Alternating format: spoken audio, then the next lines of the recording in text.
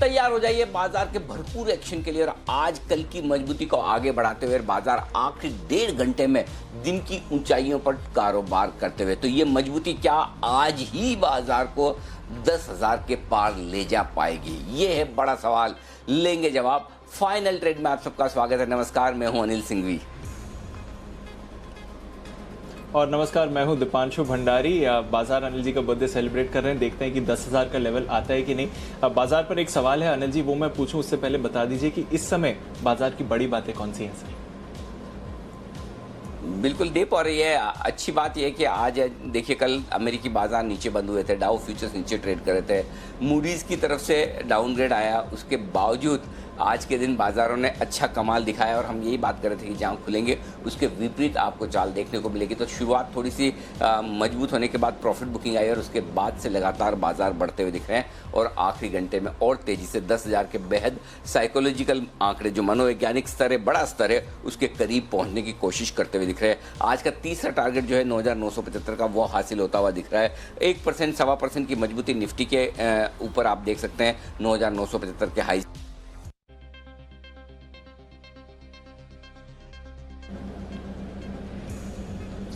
Okay, हाँ, तो 9,950 के हाईज आपने आते हुए देखे हैं बाजार में। तो बड़ा सवाल यही है कि क्या 10,000 आने की तैयारी में है।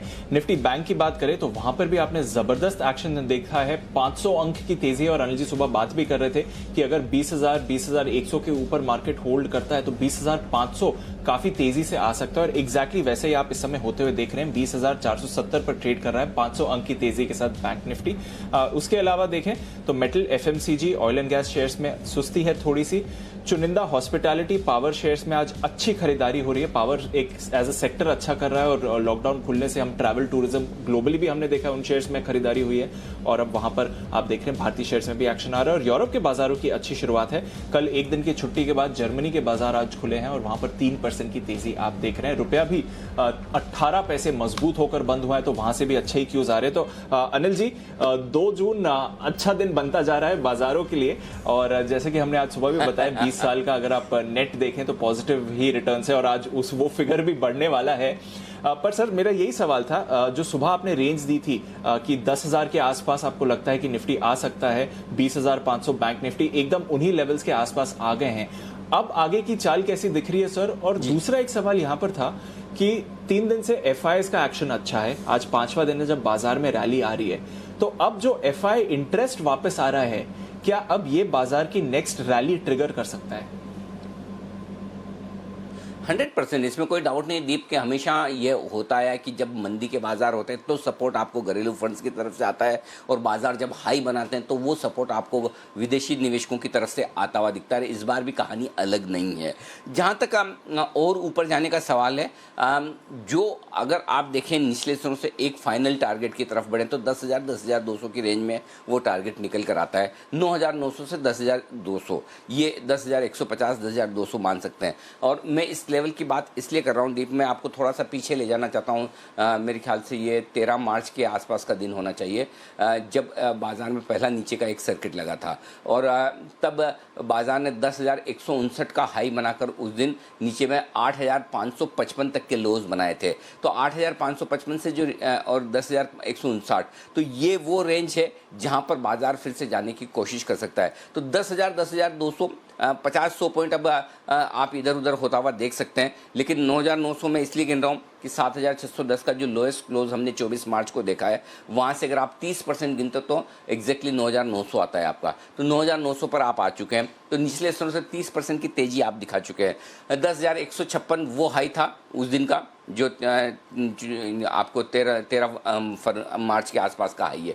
तो पॉइंट सिंपल ये है दीप कि इस समय आप ऐसी जगह हैं जहां पर बाजार मेक और ब्रेक वाली सिचुएशन है। एक अच्छी तेजी होने के बाद बाजार 10,000 10,200 की रेंज में रुक भी सकता है, लेकिन अगर सपोर्ट आपको एफआईज का मिल रहा है, अगर आपको कोई ख़राब न्यूज़ फ्लो ग्लोबल लेवल पर ना मिले या लोकल लेवल पर ना मिले, तो फिर यहाँ से एक अच्छी तेज़ी भी दिखाने को तैयार है। और इस रेंज को अगर पार किया तो फिर आप 10,500 से 11,000 की रेंज की तरफ बाजार में आगे बढ़ सकते हैं। तो देखते हैं क्या कुछ होता है। फिलहाल तो आप ये कह सकते हैं कि देखिए बाजार की तेज़ी की जो स्ट्रेंथ है उसका अंदाज़ा आप इस तरह से लगाएं मई के महीने में आपने 1100 पॉइंट की तेजी मंदी निफ्टी में ऊपरी स्तरों से निचले में स्तरों में देखी है। लगभग 3 हफ्ते आपने मई के 3 हफ्ते तो कम से कम कह ही सकते हैं, बल्कि यूं कह सकते हैं कि 22-23 दिन 25 दिन आपने मंदी में बिताए। सिर्फ बीच में एक ही तेजी का मौका मिला जिस दिन प्रधानमंत्री जी ने घोषणा की थी राहत पैकेज की, और उसके दूसरे दिन आपने एक बड़ी तेजी होती देखी। उसके अलावा मई के महीने में कहीं तेजी हुई नहीं। लेकिन ताकत यह है कि आखिरी हफ्ते में 3 दिनों में जो तेजी हुई उसने पूरे महीने की मंदी का 75% सफाया कर दिया। 9250 को पार करने के बाद निफ्टी ने बिल्कुल मुड़कर देखा नहीं, और अब हम 10,000 के आंकड़े के बेहद करीब है। तो ओवरऑल मोमेंटम स्ट्रांग है, फ्लो स्ट्रांग है। शॉर्ट कवरिंग का सहारा इंडेक्स में अब भी हर लोअर लेवल पर आ रहा है, और पूरी तरह से इंडेक्स में पैसा आता हुआ दिख रहा है ग्लोबली। तो ये सारे ट्रिगर्स हैं जो मजबूती रख सकते हैं। लेकिन यहाँ पर अब वही बात है कि आप 10,000 को पार करके टिक गए, 10,000 10,200 की जोन को पार करके टिक गए, तो आप एक बड़ी तेजी के लिए और तैयार हो सकते हैं। और अगर आपको रुकना है तो रुकने के लिए भी ये लेवल परफेक्ट है। तो इसलिए हम वही फॉर्मूला इस्तेमाल करेंगे जो सही है, और वो फॉर्मूला है ट्रेलिंग स्टॉप लॉस का। जब तक किसी अहम लेवल के नीचे बाजार ट्रेड करना शुरू न करे, और आपको याद होगा यही फॉर्मूला हमने मंदी में भी इस्तेमाल किया। लगातार हम कह रहे थे कि बाजार खराब रहेगा मई में। 16,800 17,100 ये वो रेंज थी जहां पर बहुत स्ट्रांगली कहा कि बैंक निफ्टी वहां बॉटम बनाएगा। वहां से बैंक निफ्टी पूरा मई के महीने में घुमा है। 9,250 पार करने के बाद आपको शॉर्ट नहीं रहना है, खरीदारी के मूड में आ जाना है। उसके बाद मौका ही नहीं दिया, इतनी तेजी से 9,250 को पार करने के बाद आया।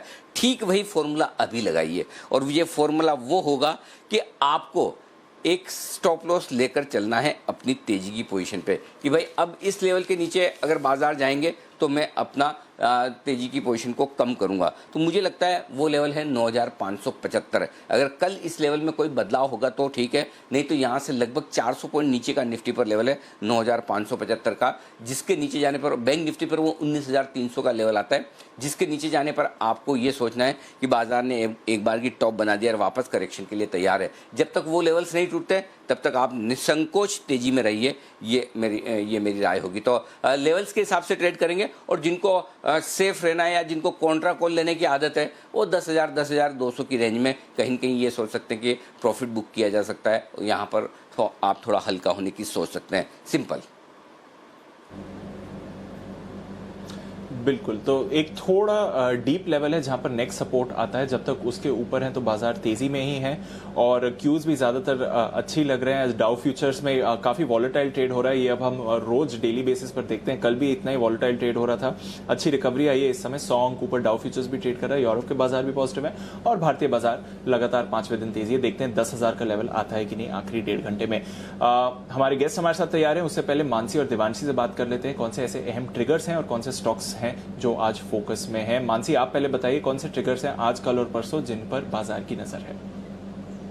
Good afternoon Deepanshu. सबसे पहले तो आज ही ब्रिटानिया और इंडिगो दोनों ही कंपनियों के नतीजों का इंतजार है। इसके अलावा कल की अगर बात करें, रिलायंस का राइट्स इशू बंद होने जा रहा है। साथ ही डिपार्टमेंट ऑफ टेलीकम्युनिकेशन की टेलीकॉम इक्विपमेंट मैन्युफैक्चरर्स के साथ एक बैठक होने वाली है, और प्रोडक्ट लिंक इंसेंटिव स्कीम पर इस बैठक में चर्चा होने के अनुमान लगाए जा रहे हैं, जिस पर नजर रहेगी। इसके अलावा अदानी पावर का बोर्ड वॉलंटरी डीलिस्टिंग पर विचार करने जा रहा है। कल के लिए अहम ट्रिगर रहेगा ये। और साथ ही मॉनसून अपडेट भी है। आईएमडी ने 3 जून यानी कि कल मुंबई और ठाणे में प्री मॉनसून की भारी वर्षा होने की अनुमान जताए हैं। और साथ ही आपको ये भी बता दें कि मुंबई समेत महाराष्ट्र और गुजरात के तटीय इलाकों में आने वाले 24 घंटों में निसर्ग तूफान के आने का भी खतरा फिलहाल देखने को मिल रहा है।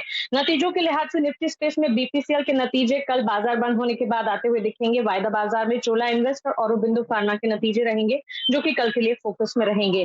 गुरुवार जून सीरीज की पहली वीकली एक्सपायरी होने जा रही है, और साथ ही निफ्टी आईटी के वीकली कॉन्ट्रैक्ट में ट्रेडिंग का आखिरी दिन गुरुवार का दिन होगा।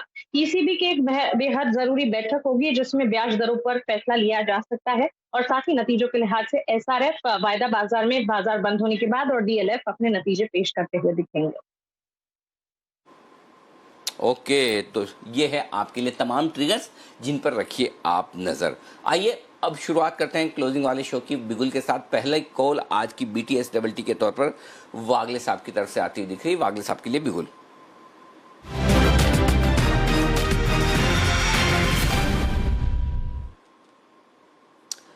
वागले साहब, स्वागत है आपका। सर बताएं, सबसे पहला कॉल आज का कौन सा है? Good afternoon Anil ji, good afternoon Deepanshu. सबसे पहला कॉल है बजाज फिनसर्व, जिसने एक बड़ा वाला ब्रेकआउट दिया है 5045 के आसपास ये हमारे रडार पर आया है और वो लेवल पे हमने क्लाइंट्स को दिया है। अभी 5075 है, हल्की सी गिरावट आती है तो बाय करें, अभी भी बाय करें, क्योंकि मेरा टारगेट 5200 का है। मुझे यहाँ से भी एक अच्छी खासी मूव दिख रही है और मेरा स्टॉप लॉस होगा 4990 का। 4990 ये स्टॉप लॉस का लेवल है, यहाँ पर आपको खरीदारी करनी है। 5075 के आसपास वागले साहब ने रिकमेंड किया है 5200 के टारगेट के लिए और 5045 में उनके क्लाइंट्स को दिया हुआ है। ये भी डिस्क्लेमर आप ध्यान में रखें, लेकिन मजबूत कॉल है तो ये दोनों ही आपके लिए टारगेट 5200 का है, स्टॉप लॉस 4990 का। बस थोड़ी देर में वसीम साहब हमारे साथ कार्यक्रम में शामिल हो रहे हैं। उससे पहले जल्दी से देवांशी से ले लेते हैं खबरों वाले शेयर और उसके तुरंत बाद वसीम साहब के सुपरहिट कॉल्स। बिल्कुल। आज देखिए, सबसे पहले अगर नतीजों की बात करें तो फिलहाल मदरसन सूमी के नतीजे आए हैं और अनुमान से थोड़े से बेहतर ऑपरेशनल नंबर्स आते हुए दिखे हैं। आप देखिए, जो मुनाफा है वो 55% तक कम होता हुआ दिखा है, टैक्स खर्च बढ़ा है और इसी के चलते मुनाफे में थोड़ी सी कमी आई है। जो आय है वो करीब 12% तक कम होती हुई दिखी है और इसके अलावा अगर आप मार्जिन देखिए तो इस बार 7% से बढ़कर 9% के मार्जिन कंपनी ने क्लॉक इन किए हैं। कामकाजी मुनाफा भी 12% तक बढ़ता हुआ दिखा है, ये एक पॉजिटिव है। और साथ ही सबसे पॉजिटिव होगा ये देखना कि कंपनी कहा है कि उनका जो कर्ज है वो 10 तिमाही के निचले स्तर पर पहुंचता हुआ दिखा है। इस कंपनी पर कर्ज का काफी ज्यादा कंसर्न था। एरिस लाइफ साइंस, यहाँ पे भी नतीजे हल्के से बेहतर हैं। जो मुनाफा है करीब 3.5% तक बढ़ता हुआ दिखा है, आय 16% बढ़ी है और मार्जिन आप देखिए 29% से बढ़कर 31% पर आती हुई दिखी है। तो ये नंबर्स थोड़े से बेहतर है और जाइडस वेलनेस के भी नंबर्स इस तिमाही में थोड़े से बेहतर आते हुए दिखे हैं। जो मुनाफा है 11% बढ़ा है, मार्जिन आप देखिए 21% से बढ़कर 21.5% के करीब आते हुए दिखे और साथ ही कामकाजी मुनाफे में भी 21% तक की बढ़त होती हुई दिखी। कुल मिला के इसके भी नंबर्स अच्छे हैं। तो आज सारे नंबर्स थोड़े से पॉजिटिव आए हैं। साथ ही आज फार्मा स्पेस में स्ट्राइड्स फार्मा कंपनी की एक त्वचा की रोग की जो दवा है, इसको यूएस एफडीए से मंजूरी मिली है। उसके बाद थोड़े से वॉल्यूम एक्शन है और जुबिलेंट लाइफ और सिप्ला पर भी आप नजर रखें, क्योंकि अब रेमडेसिविर इस दवा को CDSCO जो कि central drugs standard control organisation है दिल्ली से, इनको इस दवा को मंजूरी दे दी है। निजी अस्पतालों में बेचने के लिए भी अब मंजूरी मिल चुकी है, ये पॉजिटिव है। और साथ ही टाटा मोटर्स पर एक नज़र कीजिए, क्योंकि कंपनी का स्टेटमेंट आया है कि अब मांग में धीरे धीरे सुधार देखने मिल रहा है और साथ ही इनका ये कहना है कि आधे से ज़्यादा जो सप्लायर्स हैं उन्होंने कामकाज शुरू कर दिया है, जिसके चलते आज पॉजिटिव रिएक्शन टाटा मोटर्स को देखने मिल रहा है। ओके, तो ये है आपके लिए तमाम खबरों वाले शेयर। ओके, और भसीन साहब कार्यक्रम में शामिल हो उससे पहले वागले साहब आपके पास एक बार फिर से सवाल। ये तो 3 मिनट में 75 रुपये बढ़ गया बजाज फिनसर्व, 5075 वाला 5150। ऐसा क्या हो गया सर, आग लगी है इसमें एकदम जोर से? अनिल जी, अगर आपका 50वां बर्थडे है तो ये आपके लिए है, ऐसे पकड़ के चलिए। अरे भाई साहब, थोड़ा सा पहले बोल देते ना, मैं आधा घंटे पहले शो शुरू कर देता, 1:30 बजे ही और जल्दी शो शुरू कर देता। ऐसी क्या बात है आपके लिए, गजब, लाजवाब, बहुत ही बढ़िया। और सबसे बढ़िया बात वागले साहब मुझे जो लगी, मैं आपको बताना चाहता हूँ कि देखिए, आपने साफ कहा कि 5045 पर आपने क्लाइंट्स को दिया है और उसके बाद 5075 पर आप यहाँ पर रिकमेंड भी कर रहे हैं, लेकिन उसके बावजूद आपके कंफर्ट और कॉन्फिडेंस लेवल में कहीं कोई कमी नहीं, उसी कॉन्फिडेंस के साथ।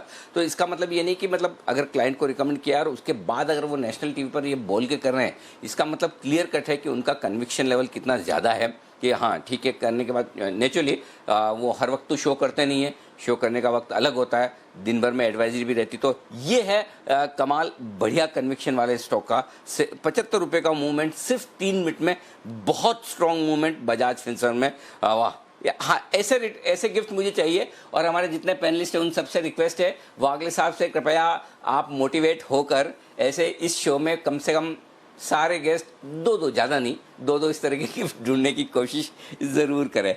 ओके, आइए भसीन साहब का करते हैं स्वागत। 10,000 के बेहद करीब टारगेट सारे भसीन साहब के हासिल होते हुए इंडेक्स पर और स्टॉक्स पर भी। बिल्कुल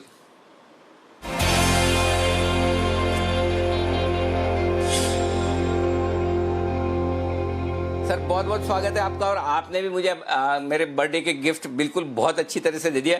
मेरे लिए 10,000 हासिल हो चुका है। जिनको 5 डिजिट देखनी है वो देखने का इंतजार करें। 9985 it is as good as 10,000, कहीं कोई डाउट नहीं। सर शुक्रिया, बहुत ही बेहतरीन, बहुत स्ट्रॉन्ग कॉल रही आपकी।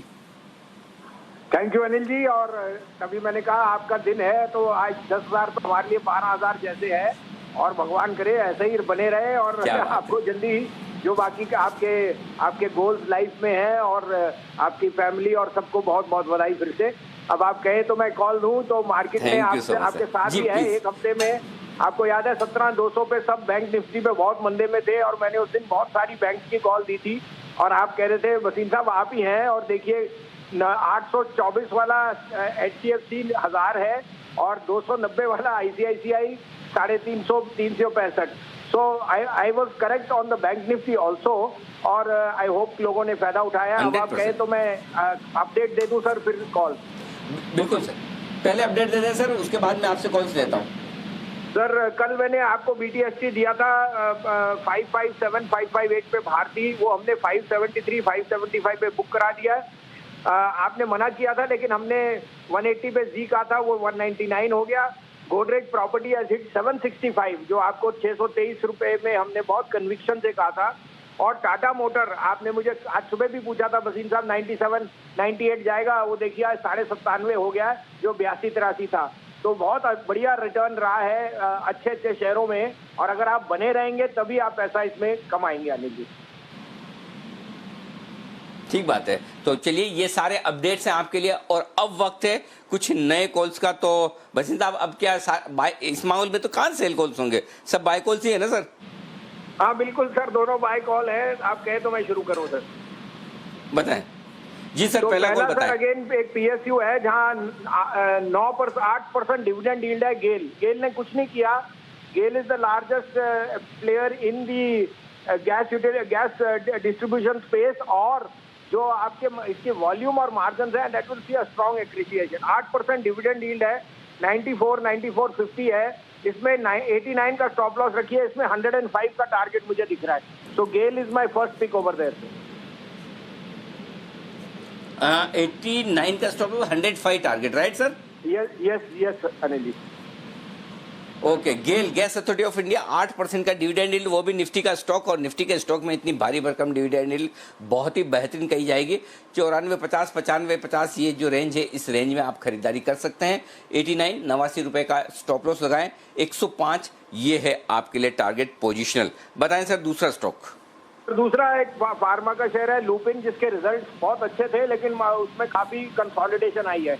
865 से 867 का भाव है। मुझे लगता है Lupin will be an outperformer और न्यू हाइज पे जाएगा। 865 से 865 रही ले, 853 का स्टॉप लॉस रखिए, और 910 से लेके 925, 910 ट्रेडिंग पिक है, 925 can be the target in the next fortnight. Okay, तो फार्मा शेयरों में फिर से मजबूती बन रही है। हल्के फुल्के करेक्शन के बाद ये स्टॉक चलने को तैयार है। कल थोड़ा सा करेक्शन दिखा था डॉक्टर लुपिन वगैरह में।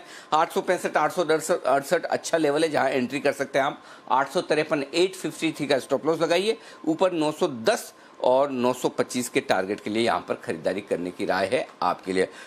शुक्रिया वसीम साहब ये दोनों बेहतरीन पिक्स देने के लिए, और आपसे मुलाकात फिर होगी क्लोजिंग वाले शो में। क्लोजिंग वाले शो में तो यही है, क्लोजिंग के वक्त तब आपसे BTST कॉल्स और हम लेंगे। धन्यवाद आपका हमारे लिए वक्त निकालने के लिए। आइए कुणाल जी और राकेश जी तैयार हैं अपने चार्ट कॉर्नर के साथ।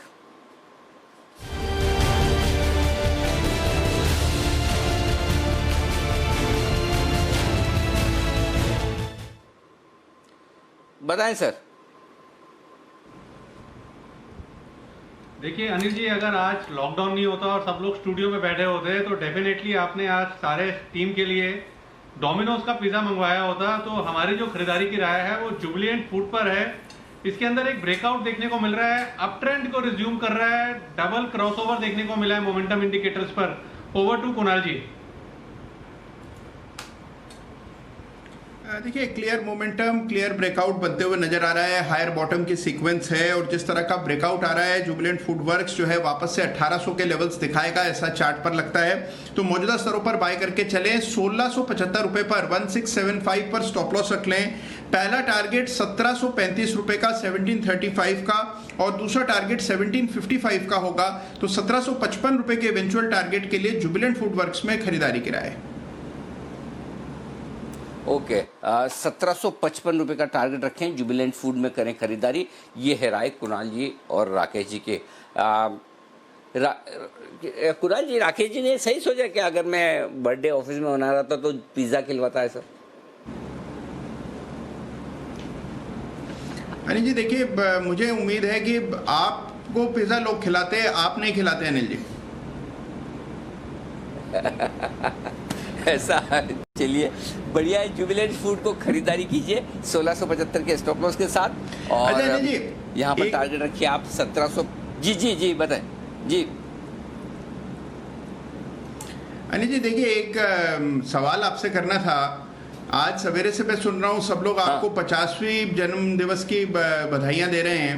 तो अनिल जी ये बात लीक कैसे हुई कि आपका ये 50वां जन्मदिन है? क्योंकि देखिए अभी तक तो लोगों को मुगालता ये था कि आपका ये 40वां जन्मदिन है, ये 50वां बाहर कैसे आई है जानकारी अनिल जी? मैंने किया। नहीं, ये तो पिछले साल ही हो गया था ना, जब पिछले साल मुझे वो स्टूडियो में विश किया था तो मैंने कहा 49 था। मैंने कहा नहीं, मेरी एज तो 25 साल ही है। और इस बार भी मैं मतलब वो कहते हैं मर्द की ज़बान है, 25 साल मतलब 25 साल, एक बार बोल दिया वो बोल दिया। एज 25 साल ही रखी है और एडिशनल 25 साल का एक्सपीरियंस है बस। तो एज 25 साल ही रखे, उसके ऊपर नहीं रखेंगे, वहाँ फिक्स कर दिया है बस। उससे ज़्यादा एज नहीं करना, वही मेंटेन रखेंगे।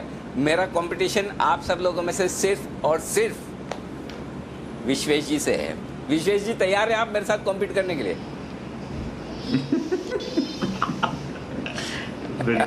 बिल्कुल अरविंद जी। मजा तभी हो ना, देखो पर अनिल जी आप मुझसे काफी ज्यादा स्मार्ट लगते हो। अभी मैंने थोड़े टाइम पहले जी विश्वेश जी, जी बोलिए।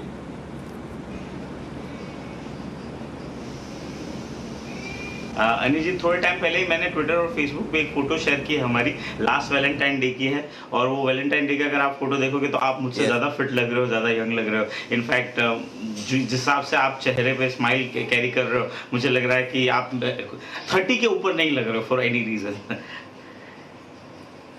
अरे मैं तो 25 ही सोच के चल रहा था, आपने 5 बढ़ा दिए। चलिए कोई बात नहीं विश्वेश जी, लेकिन कंपटीशन देखो कुणाल जी, इसमें पॉइंट सिंपल है। पॉइंट सिंपल कुणाल जी ये है कि आप मज़ा तभी आता है जब आपका कंपटीशन मजबूत हो।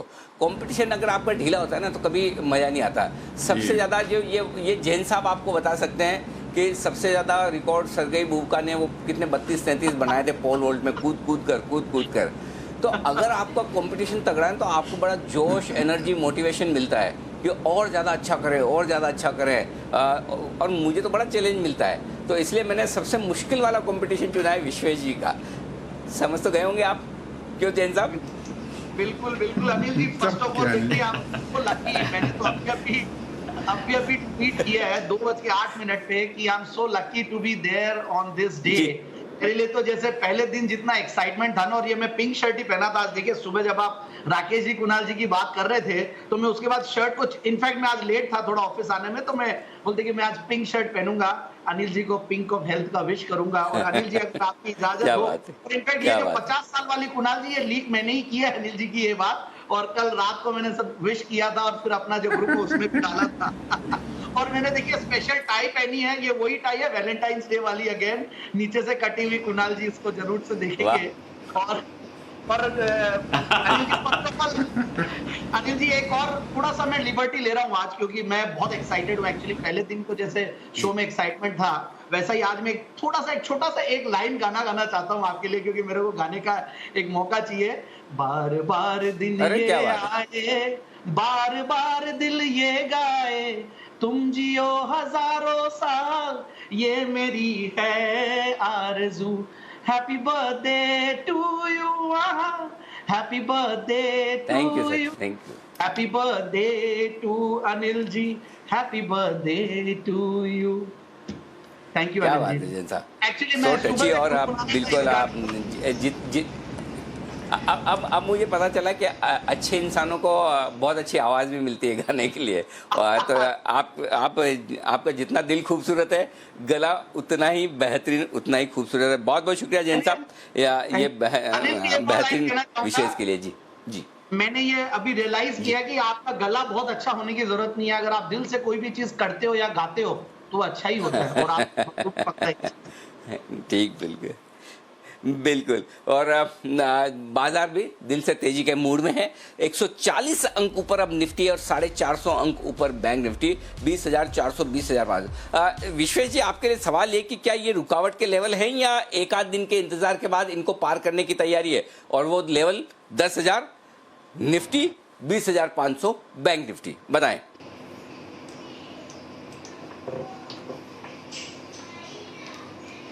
अनिल जी, मेरा ऐसा मानना है कि मार्केट के अंदर में कुछ बड़ा मूड स्विंग हुआ है, मुझे ऐसा लग रहा है। या वो मूडीज की रेटिंग चेंज थी, या फिर ये रियलाइजेशन था कि 20 लाख करोड़ एक्चुअल में कुछ कर सकता है। तो मुझे ऐसा लग रहा है कि शायद मार्केट नहीं रुकेंगे अनिल जी। इनफैक्ट जो सबसे इंटरेस्टिंग ऑब्जर्वेशन है वो ये है अनिल जी कि देखिए, बैंक निफ्टी तो अपने वो जो 22,000 के हाई से है उससे 2,000 पॉइंट दूर है, जबकि निफ्टी तो उस हाई के बहुत करीब ऊपर ट्रेड कर रहा है। तो मुझे लग रहा है निफ्टी 10,400 तक जा सकता है। मैंने 10,200 कल के उसमें बताया था आपको। मुझे लग रहा है 10,400 तक निफ्टी का अपसाइड हो सकता है। और बैंक निफ्टी 22,000 तक का व्यू जो है मेरा, वो अभी भी बरकरार है। वहां पे अनिल जी हमको थोड़ा सा रिव्यू करना पड़ेगा। इनफैक्ट जिस हिसाब से एनबीएफसी स्टॉक्स में ब्रेकआउट दिख रहा है, मैं थोड़ी देर में 1-2 बाय कॉल भी देना चाहूंगा। मुझे ऐसा लग रहा है अनिल जी ये नहीं रुकेगा। और आपने जो बहुत अच्छे से एनालिसिस किया था कि नीचे के लेवल पे जो सेलिंग एब्जॉर्ब हो रही है वो कहीं ना कहीं अभी मोमेंटम ड्राइव कर रही है। तो शॉर्ट्स जो स्टॉक्स में है वो सब सारे ऊपर आ रहे हो। आज के दिन में जो सबसे इंटरेस्टिंग चीज है कि जो दूसरे काउंटर जैसे गेल हो गया, जो वसीम साहब ने बताया, मुझे लग रहा है कि दूसरे निफ्टी के काउंटर में मूव आ रहा है। तो निफ्टी 10,400 और बैंक निफ्टी 22,000 तक के लेवल जा सकते हैं। ओके, निफ्टी 10,400 आने की तैयारी में, और बैंक निफ्टी तो और भी आपको ज़्यादा बेहतरीन तेज़ी देख सकता है।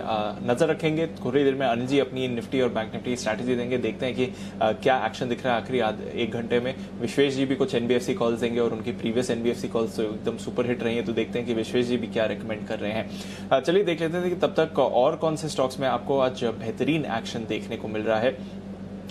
कोटक महिंद्रा बैंक, इस पर एक शानदार मूव आती हुई दिखी है। विश्वेश जी, कोटक महिंद्रा बैंक के साथ कुछ करना चाहेंगे? इतनी बड़ी तेजी के बाद जो 1100 के लेवल से तेजी बनी है, अब 1300 के ऊपर है, क्या अभी भी एक फ्रेश कॉल यहां पर ली जा सकती है?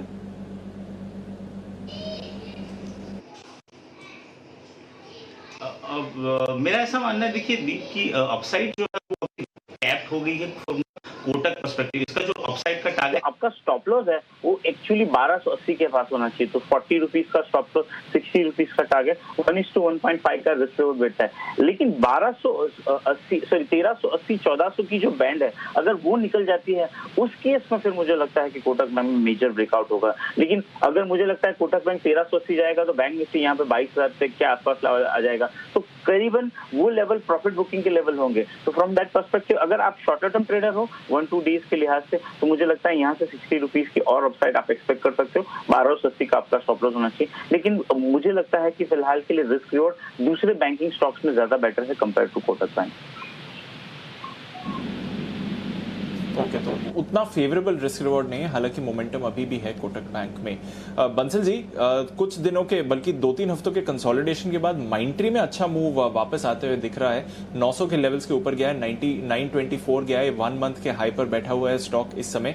यहाँ पर कोई मूव आती हुई दिख रही है जहां तक माइंट्री का सवाल है? 4% की तेजी इस समय ट्रेड में। बिल्कुल दीपांशु, ट्रेंड इंटैक्ट है, बट इन स्तरों पे नहीं। 925 के अराउंड ट्रेड कर रहा है। 942 का हाई लगा के रिट्रेसमेंट देखने को मिला है। या तो करेक्शन पे 907 908 के अराउंड बाय करें, एल्स मेरी समझ से वेट करना चाहिए।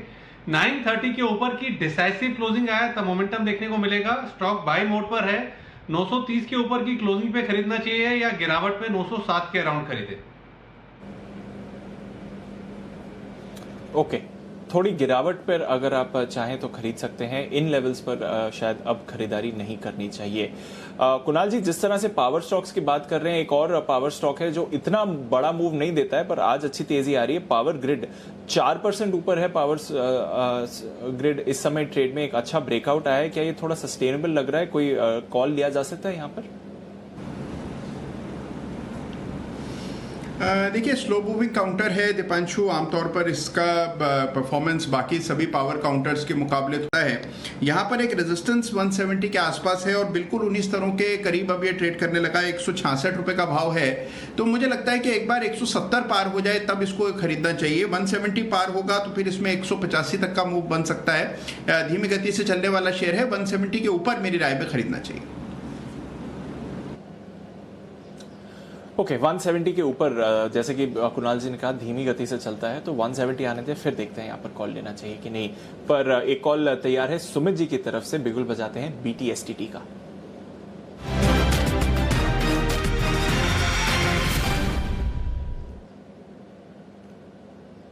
बताएं Sumit ji. Good afternoon Deepanshu, markets में एक अच्छा खासा अपसाइड मूव देखने को मिल रहा है, तो BTST बाई की तरफ का ही है। और NBFC और फाइनेंशियल स्टॉक्स में एक अच्छा खासा मूव देखने को मिल रहा है। L&T फाइनेंस 59 रुपीज के आसपास ट्रेड कर रहा है। L&T फाइनेंस के अंदर मेरे को लग रहा है कि यहाँ से एक अच्छा अपसाइड मूव देखने को मिल सकता है। स्टॉक के अंदर जैसे ही 60 रुपए का लेवल ब्रेक होगा, 60 का इमीडिएट हर्डल है, जैसे ही वो ब्रेक होगा, जो कि मेरे को लगता है आज सेकंड हाफ में अभी ब्रेक हो जाना चाहिए और उसके ऊपर ये सस्टेन करेगा, तो 60 के ऊपर जैसे ही निकलेगा तो स्टॉक के अंदर हमें ऊपर में 65 रुपए से लेके 66 रुपए, 65 रुपीज से लेके 66 रुपीज तक का मूव हो सकता है इसी हफ्ते में L&T फाइनेंस के अंदर देखने को मिले। स्टॉक का नीचे में इंट्राडे के लिहाज से जो सपोर्ट है वो 57 रुपए के आसपास का है। 57 रुपए के स्टॉप लॉस से L&T फाइनेंस के अंदर यहाँ पे CMP पे लॉन्ग पोजीशंस बनाए। ऊपर में 60 के ऊपर जैसे ही सस्टेन करना स्टार्ट होगा तो 65 रुपए तक के अपसाइड मूव 1 से 2 दिनों में या इसी हफ्ते में हमको देखने को मिल सकता है। स्टॉक का स्ट्रक्चर बढ़िया है। Most of the financial stocks, NBFC stocks हमें तेजी देखने को मिल रहा है, तो ये स्टॉक यहाँ से होल्ड सोल्ड लेवल से एक बाउंस दिखा रहा है, तो एक अच्छा अपसाइड मूव देखने को मिल सकता है। ओके, L&T फाइनेंस, इस पर नजर रखिए। और आज सुबह भसीन साहब भी इस स्टॉक को रेकमेंड करके गए हैं जब 10 बजे उन्होंने हमसे बात करी थी, और उनके भी टारगेट्स लगभग सिमिलर ही हैं जिस तरह के टारगेट सुमित जी भी बात कर रहे हैं। तो अच्छी मूव के लिए तैयार हो रहा है L&T फाइनेंस, नजर रखिए स्टॉक पर। ब्रिटानिया, इस पर भी नजर रख लेते हैं, इसके नतीजे आने वाले हैं, क्या अनुमान लगा रहा है बाजार? देवांशी हमारे साथ हैं ये बताने के लिए। बताएं देवांशी। बिल्कुल दीपांशु, देखिए ब्रिटानिया से बहुत ज़्यादा अच्छे नंबर्स की उम्मीद नहीं की जानी चाहिए। आप देखिए जो वॉल्यूम ग्रोथ होगी वो सबसे अहम होगी ट्रैक करना, और मैं आपको बता दूं कि वॉल्यूम ग्रोथ इस बार नेगेटिव आती हुई दिखेगी। बेस ऊंचा था 7% का, तो उसके सामने इस तिमाही में हमें 2 से 5% तक वॉल्यूम्स घटते हुए दिखेंगे। और इसके अलावा अगर आप आय पे नजर करें तो जो एसेंशियल आइटम्स की बिक्री थी वो जारी थी, लेकिन बावजूद इसके जो आय है करीब 2.5 से 3% तक कम होती हुई दिख सकती है। अब सहारा कहाँ से मिलेगा? कंपनी ने अपने कई प्रोडक्ट्स जो थे उसमें जो प्राइस हाइक की थी, करीब 1 से 1.5% तक के प्राइस हाइक्स कंपनी ने ली हैं, इसका फायदा थोड़ा कंपनी को मिलता हुआ दिखेगा। कामकाजी मुनाफे की बात करें तो इस तिमाही में अब देखिए जो कच्चे माल की लागत है वो थोड़ी सी बढ़ती हुई दिखी थी, तो इसका असर नेगेटिवली आता हुआ दिखेगा। लेकिन उसके सामने कंपनी जो विज्ञापन खर्च है वो थोड़ा सा कम करते दिखे थे, तो इसके चलते जो कामकाजी मुनाफा है करीब 3 से 4% तक कम होता हुआ दिखेगा। मार्जिन इस तिमाही में फ्लैट रहेंगे करीब 15.5% के आसपास, और साथ ही अगर मुनाफे की बात करें तो करीब 9 से 10% तक मुनाफा बढ़ता हुआ दिखेगा। टैक्स खर्च इस बार लगभग आधा होता हुआ दिखेगा और इसके चलते थोड़ा सा फायदा मिलेगा।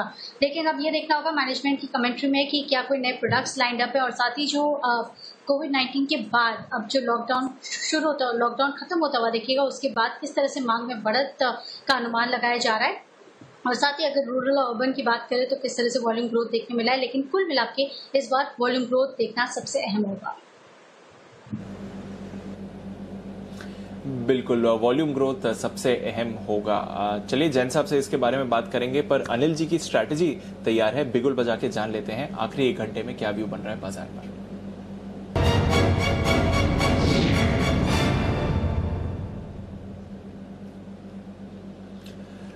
अनिल जी, एक बार फिर से डाउ में काफी उतार चढ़ाव देखने को मिल रहा है, तो आज सुबह नरमी के संकेत है। अब देखिए तो आपको 125 अंक डाउ ऊपर दिखेगा, %0.5% की तेजी डाउ में आती हुई दिख रही है। नैस्डैक फ्यूचर्स की बात करें तो वहां पर भी %0.5% की तेजी है सर। लगभग सारे एशिया के बाजार हरे निशान में बंद हुए हैं। अच्छी तेजी थी हांगकांग और जापान के बाजारों में, और यूरोप के बाजार भी मजबूती का ही ट्रेड दिखा रहे हैं। 1 से 2% की गेन है, और जर्मनी एक दिन की छुट्टी के बाद एडजस्ट कर रहा है, इसलिए वहां पर 3.5% की तेजी है। तो मजबूत ग्लोबल संकेत दिख रहे हैं सर इस समय स्क्रीन पर। इसमें कोई डाउट नहीं। और डीप हम मेक और ब्रेक वाले लेवल के बेहद करीब है। निफ्टी 10,000 के आसपास रुकावट का लेवल है, और वो ये कि वायदा कारोबार के आंकड़ों के हिसाब से 10,000 आपके लिए रुकावट का लेवल है। मंथली और वीकली दोनों ही सीरीज में हाईएस्ट ओपन इंटरेस्ट और दोनों मिलाकर है 45 लाख शेयरों का। तो मैं 10,000 के 25 पॉइंट नीचे नहीं खरीदूंगा। अब मेरे लिए खरीदने के लिए 2 विकल्प है, या तो ये कि एक बार करेक्शन होकर थोड़ा नीचे आ जाए, उसके बाद हम फिर से एक अच्छा एंट्री पॉइंट ढूंढेंगे, और वो अच्छा एंट्री पॉइंट होगा आपका 9,925 के आसपास। यहाँ से 50 पॉइंट नीचे, वहां से हम सोचना शुरू करेंगे कि 9,925 पे लेना है या 9,875। इन 2 जगह में से एक जगह खरीदना है, पॉइंट नंबर 1। या फिर दूसरा तरीका ये कि बाजार ओबलाइज ना करें और नीचे ना आए, तो फिर हम इसको 10,025 पार हो जाने देंगे। 10,000 10,025 पार होगा, फिर फ्रेश खरीदारी करेंगे 10,150 तक के टारगेट के लिए। तो 2 ऑप्शन है। मैं पहले ऑप्शन के साथ जाऊंगा, इंतजार करूंगा, क्योंकि वायदा कारोबार के डेटा ये बता रहे हैं कि 10,000 को पार करने में थोड़ा कुछ और चाहिए। 100-125 पॉइंट के डाउ की तेजी से हम अभी पार करना मुश्किल लगता है। या तो डाउ का फ्यूचर और तेज हो जाए तो वो देखेंगे, या फिर अगर आखिरी घंटे में थोड़ी शॉर्ट कवरिंग और आने लगे तो वो देखा जाएगा। तो 10,000 या तो पार होने दें, नहीं तो फिर बाद में देखते हैं 3:20 पर क्या करना है, वो एक फाइनल कॉल लेंगे। Point number 1। अब आ जाइए बैंक निफ्टी। बैंक निफ्टी में सिमिलर सिचुएशन है, 20,500 पार होकर टिका, तो फिर हम फ्रेश खरीदारी करेंगे 20,650 20,700 के लिए, और इवेंचुअली 21,000 के आसपास का टारगेट अगले 1-2 दिनों का बनेगा, लेकिन 20,500 के पार। अदरवाइज 20,250, यहाँ से 200 पॉइंट नीचे परफेक्ट एंट्री रेंज है। अगर वहां मौका मिलेगा तो वहां खरीदेंगे। तो बेसिकली 1% नीचे मैं खरीदना चाहता हूं निफ्टी और बैंक निफ्टी को। यहां से 9,875 मेरा ड्रीम एंट्री पॉइंट है, 9,250 मेरा ड्रीम एंट्री पॉइंट है बैंक निफ्टी पर। अगर आखिरी घंटे में मिला तो मैं वहां एंट्री करूंगा, अभी नहीं खरीदूंगा। 10,000 के ऊपर निकल कर टिका तो खरीदेंगे, 20,500 के ऊपर निकल कर टिका तो खरीदेंगे, अभी नहीं खरीदेंगे। सिंपल ये फॉर्मूला है मेरा। तेजी की पोजीशन है तो आप होल्ड करिए, कोई दिक्कत वाली बात है नहीं। ये आपके लिए सिंपल फॉर्मूला है। बिल्कुल, तो पोजीशन तेजी की है, पर यहाँ पर क्लैरिटी ये है कि इन लेवल्स पर नहीं खरीदना है। अगर यहाँ से डिप आता है तो खरीदना है, या फिर 10,000 के ऊपर निफ्टी और 20,500 के ऊपर बैंक निफ्टी अगर टिकता है तो खरीदना है। पर इस रेंज में या इस लेवल पर खरीदारी की राय नहीं आ रही है। वैसे खरीदारी करनी है बाजार पर, डिप पर खरीदें या फिर एक अहम रेजिस्टेंस क्रॉस करें तो खरीदें। देखते हैं ये 10,000 की रेजिस्टेंस क्रॉस होती है कि नहीं। 2 बार अटेम्प्ट तो कर चुके हैं, पर अभी क्रॉस नहीं कर पाए हैं। पर जरूर 10,000 पर ही बाजार की नजर है इस समय, और 20,500 के ऊपर बैंक निफ्टी अगर होल्ड करता है तो वहां पर नजर रखेंगे। तो ठीक है, ये सलाह आ रही है जहां तक इस समय मार्केट एक्शन का सवाल है। एक्शन भरपूर है, ये एकदम क्लियर है, और काफी सारे mid cap large cap stocks आपको ब्रेकआउट दे रहे हैं। ब्रेकआउट स्टॉक तैयार है वागले साहब के पास, BTST कॉल।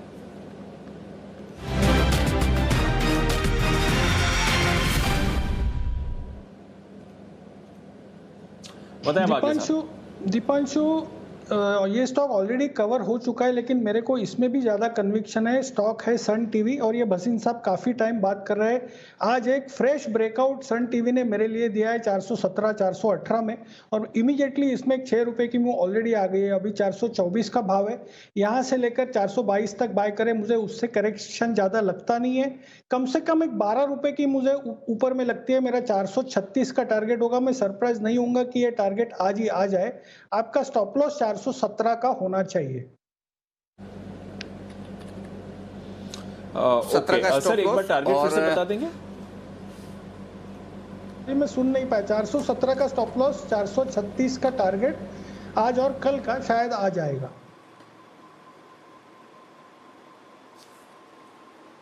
ओके, 432 के टारगेट के लिए करें खरीदारी। ये है राय आपके लिए सन टीवी पर। कैबिनेट की कल होने वाली है बैठक, 11 बजे। कल है बुधवार, हर बुधवार को आप कैबिनेट की बैठक देखते हैं, और ये आपके लिए एक अहम खबर, एजेंडा जैसे समझ में आएगा, जैसे पता चलेगा आपके सामने तुरंत रखा जाएगा, ये हम आपको बताएंगे। जी हाँ, तो दीप थोड़ी देर में कैबिनेट के एजेंडा का भी हम पता लगाने की कोशिश करेंगे और वो भी हम आपके सामने रखेंगे। लेकिन कुछ और नतीजों का पूर्वानुमान भी हम आपको बताने वाले हैं। थोड़ी देर में पूजा हमारे साथ जुड़ेंगी, उनसे हम पूछेंगे कुछ रिजल्ट्स का, वो प्रीव्यू लेकर आने वाली है, उसके बारे में हम बातचीत करेंगे। और साथ ही कुछ और बेहतरीन कॉल्स भी आने की तैयारी है हमारे एक्सपर्ट्स की तरफ से, उस पर भी हम आपको अपडेट देंगे। तो ये इस बीच बसीन साहब हमें अपडेट भेज रहे हैं, तो मैंने कहा एक बार आपको बता दूं। और बसीन साहब की तरफ से अपडेट ये है कि बसीन साहब का ये कहना है कि उनका सन टीवी का टारगेट 425 का आ चुका है, प्रॉफिट बुक कर सकते हैं अगर आपने अभी तक होल्ड किया है। इंडिगो ये है वो स्टॉक जिसके लिए पूजा है तैयार, अनुमान लेकर। पूजा बताइए।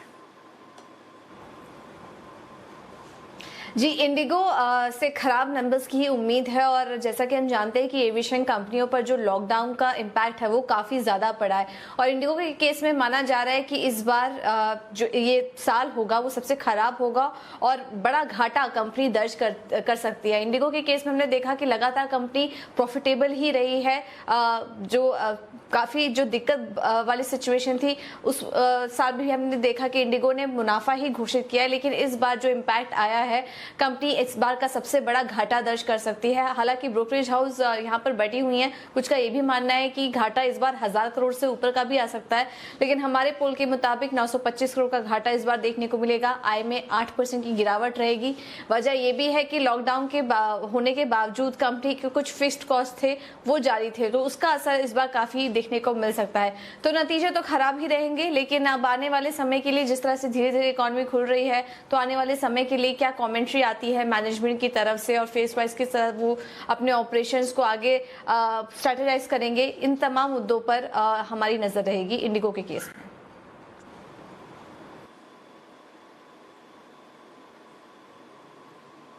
ओके, तो ये है इंडिगो पर आपके लिए राय। नतीजे आने वाले हैं कल।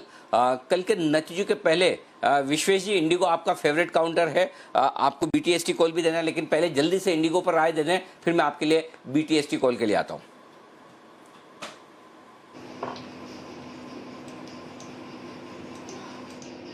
अनिल जी, मेरा ऐसा मानना है कि देखिए जिस हिसाब से इंडिगो के अंदर एक कंसोलिडेशन हो रहा है 1000 रुपए से 850 रुपए की रेंज में, और ये जो रेंज है ये रेंज कहीं ना कहीं नैरोअर रेंज है, तो मैं फिलहाल इतना ही कहूंगा कि अनिल जी इसको रडार में रखना चाहिए। मेरा तो व्यू नेगेटिव है, लेकिन जब 1000 के ऊपर जाएगा तो ही मैं रिव्यू करूंगा। अदरवाइज मुझे लगता है कि एक ब्रेकडाउन हो सकता है और नीचे में 800 रुपए तक के लेवल देखने मिल सकते हैं। तो I have a bearish view, लेकिन फिलहाल नहीं बेचना चाहिए। अगर कोई ब्रेकडाउन या रेजिस्टेंस को टेस्ट करता है तो वहीं पे बेचना चाहिए। ओके, ये है आपके लिए इंडिगो पर राय। माफ कीजिएगा, नतीजे आज आने वाले, मैंने गलती से कल बोल दिया, आज नतीजे आने वाले हैं इंडिगो के, इंटरग्लोब के।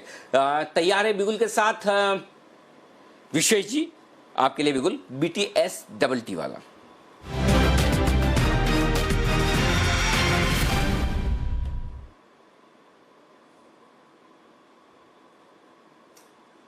बताएं सर।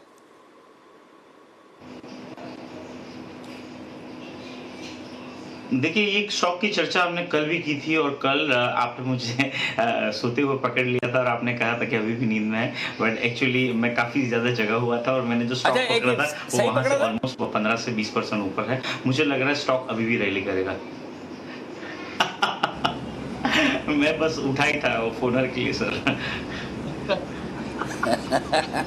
विश्वेश जी, देखो ऐसा है, मेरे लिए जरूरी नहीं कि मेरे सारे एनालिस्ट, मेरे सारे एक्सपर्ट मेरी आंखों के सामने हो।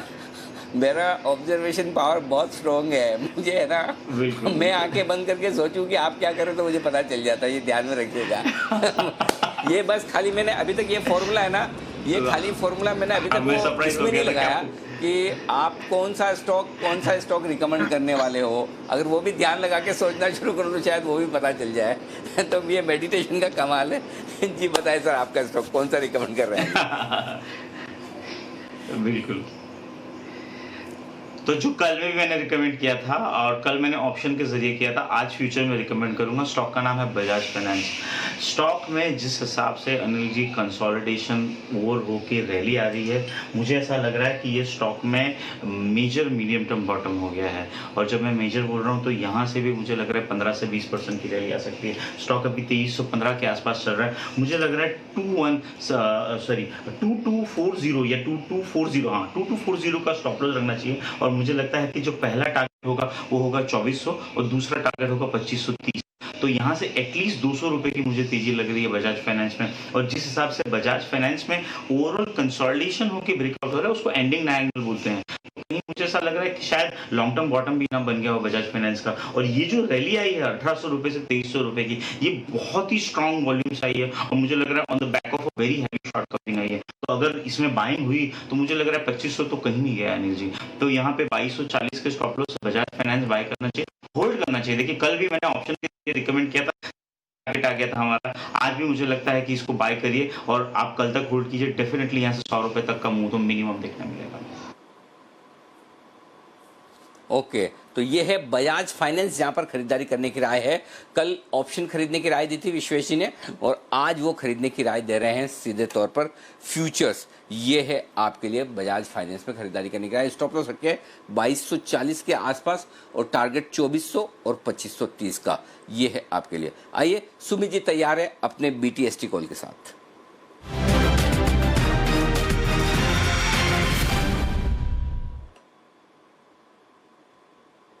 बताएं sir. Anil ji, bank Nifty यहाँ से मेरे को लगता है और मजबूती दिखाएगा।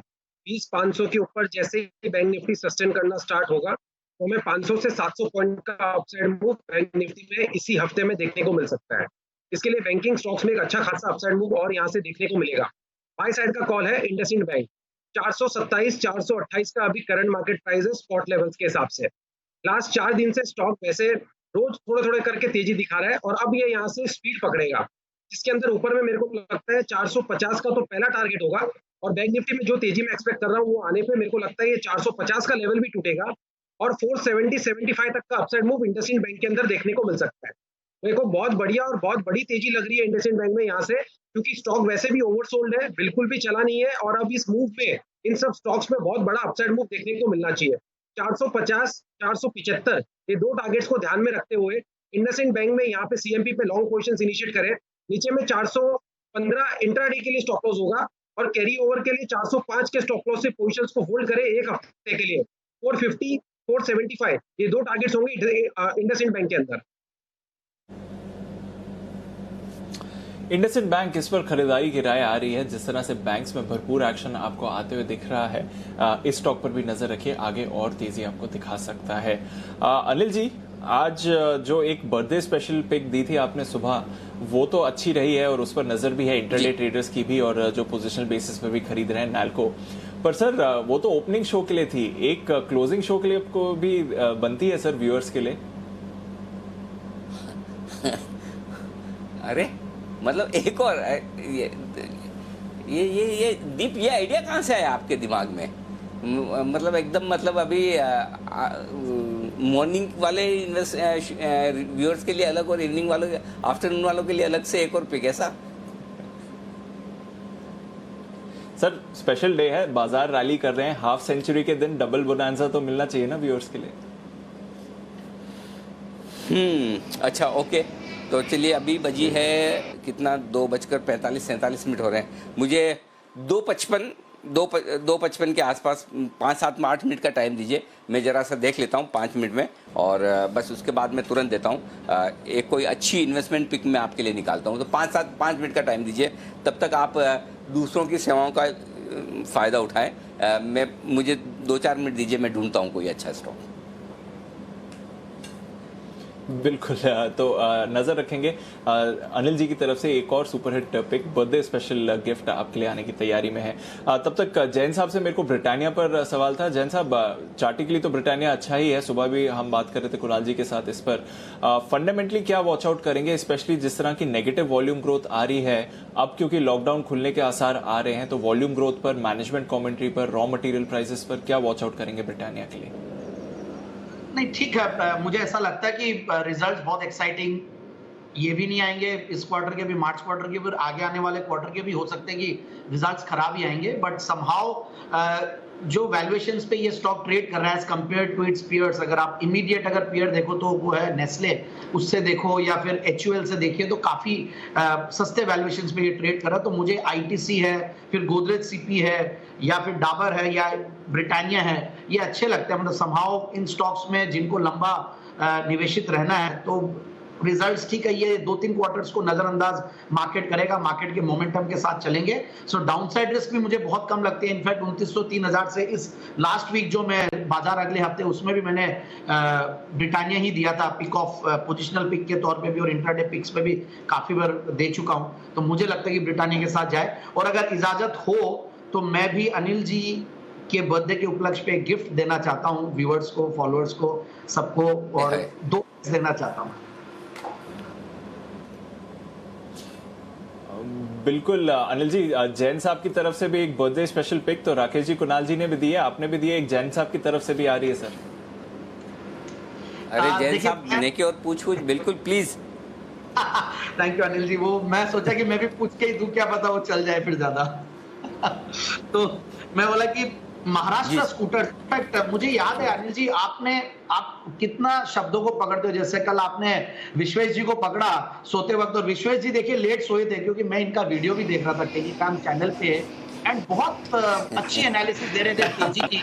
पिछले वीक इन्होंने 8800 का बोला था कि ये बहुत स्ट्रॉन्ग सपोर्ट है, फिर मैं भी रात को इनको 11 साढ़े 11 बजे, शायद उसमें भी लेट हो गए थे वीडियो अपलोड करने में, इन्होंने एडमिट भी कर लिया उसमें, तो मुझे बहुत अच्छा लगा था उनका वो, और मैं रात को उनको सुन रहा था। फिर मुझे समझ में आ सकता है कि रात को इतनी मेहनत कोई करता तो थोड़ी बहुत तो लेट हो ही जाती है, और दोपहर में सोना पड़ता है। सो अनिल जी प्लीज आप उनको इस चीज के लिए वो कर दीजिएगा, फेयर कीजिएगा।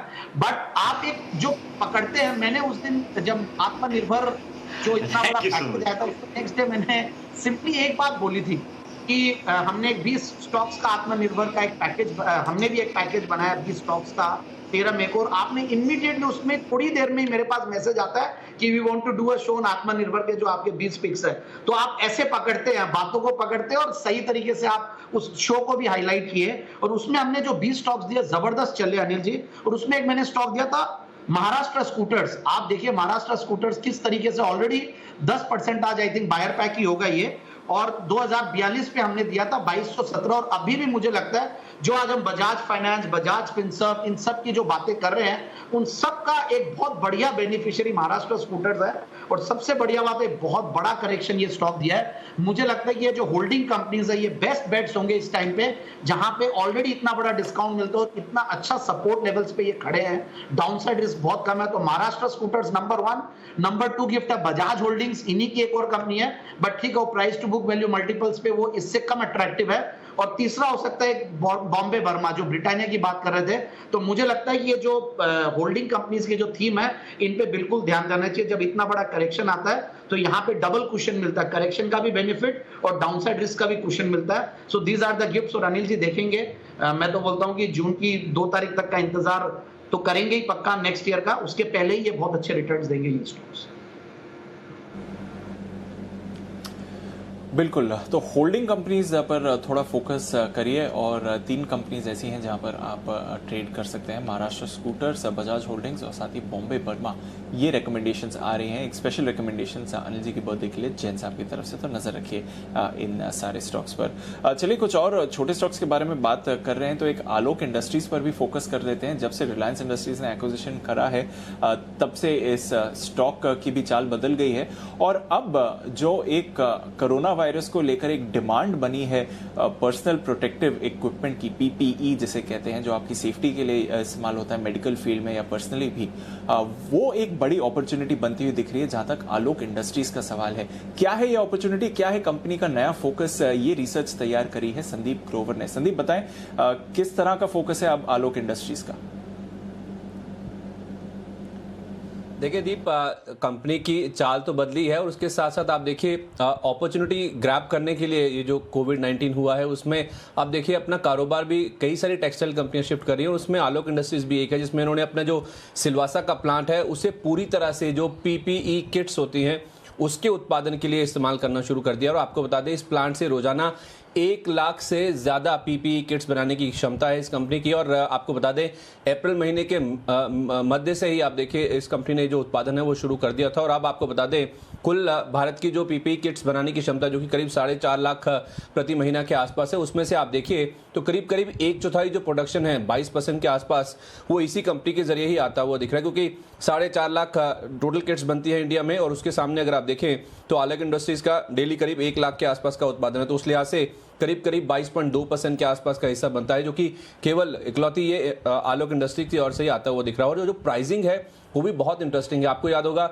चाइना से ज़्यादातर ये जो पीपी किट्स है वो इंपोर्ट हो रही थी और करीब 2000 रुपये प्रति किट के आसपास की जो प्राइसिंग है वो डिसाइड की गई थी। और अब आप देखिए जो आलोक इंडस्ट्रीज किट्स बना रही है उसकी जो प्राइसिंग जो तय की गई है ऑलमोस्ट 1/3 1/3 कीमत तय की गई है। 650 रुपये के आसपास ये जो किट्स हैं वो कहीं ना कहीं सप्लाई की जा रही है। तो उस लिहाज से देखा जाए बहुत बड़ी अपॉर्चुनिटी है ये, जहाँ तक कोविड-19 के हिसाब से देखा जाए।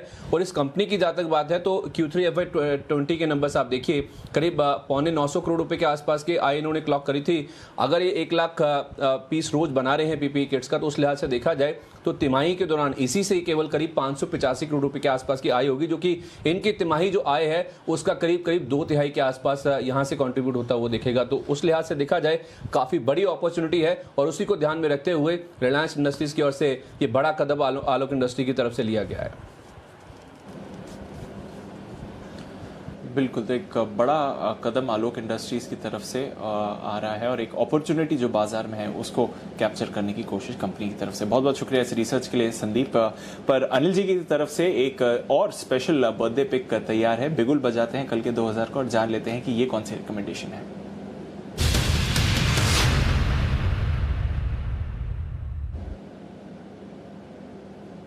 बताएं सर। खरीदारी करने की राय है दीप, और ये बर्थडे पिक के तौर पर इन्वेस्टमेंट पिक और ये दोनों ही तरीके से पोजिशनल कम इन्वेस्टमेंट पिक। और स्टॉक का नाम है फेडरल बैंक। 47.5 के आसपास फेडरल बैंक के फ्यूचर्स ट्रेड कर रहे हैं। यहाँ पर खरीदारी करने की राय है 47 रुपये 50 पैसे के आसपास और 45 रुपये 45 का स्टॉप लॉस लगाकर आपको खरीदारी करनी है। एसएमईज एमएसएमईज पर सरकार का फोकस बढ़ रहा है।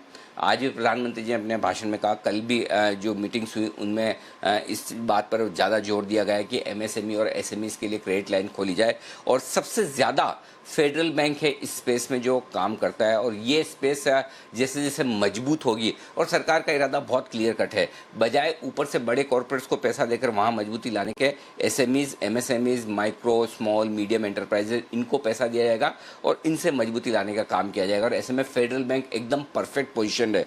प्राइवेट सेक्टर बैंक्स में सबसे बेहतरीन मैनेजमेंट वाला बैंक है एक। दूसरी चीज़ वैल्यूशंस के लिहाज से बहुत ज़बरदस्त कंफर्ट है और इन्वेस्टमेंट के लिहाज से आप 48 रुपये में ले लेते हैं, बाजार ख़राब भी हो जाता है तो नुकसान होने के चांस कम है अगर आप होल्ड करने की कैपेसिटी रखते हैं।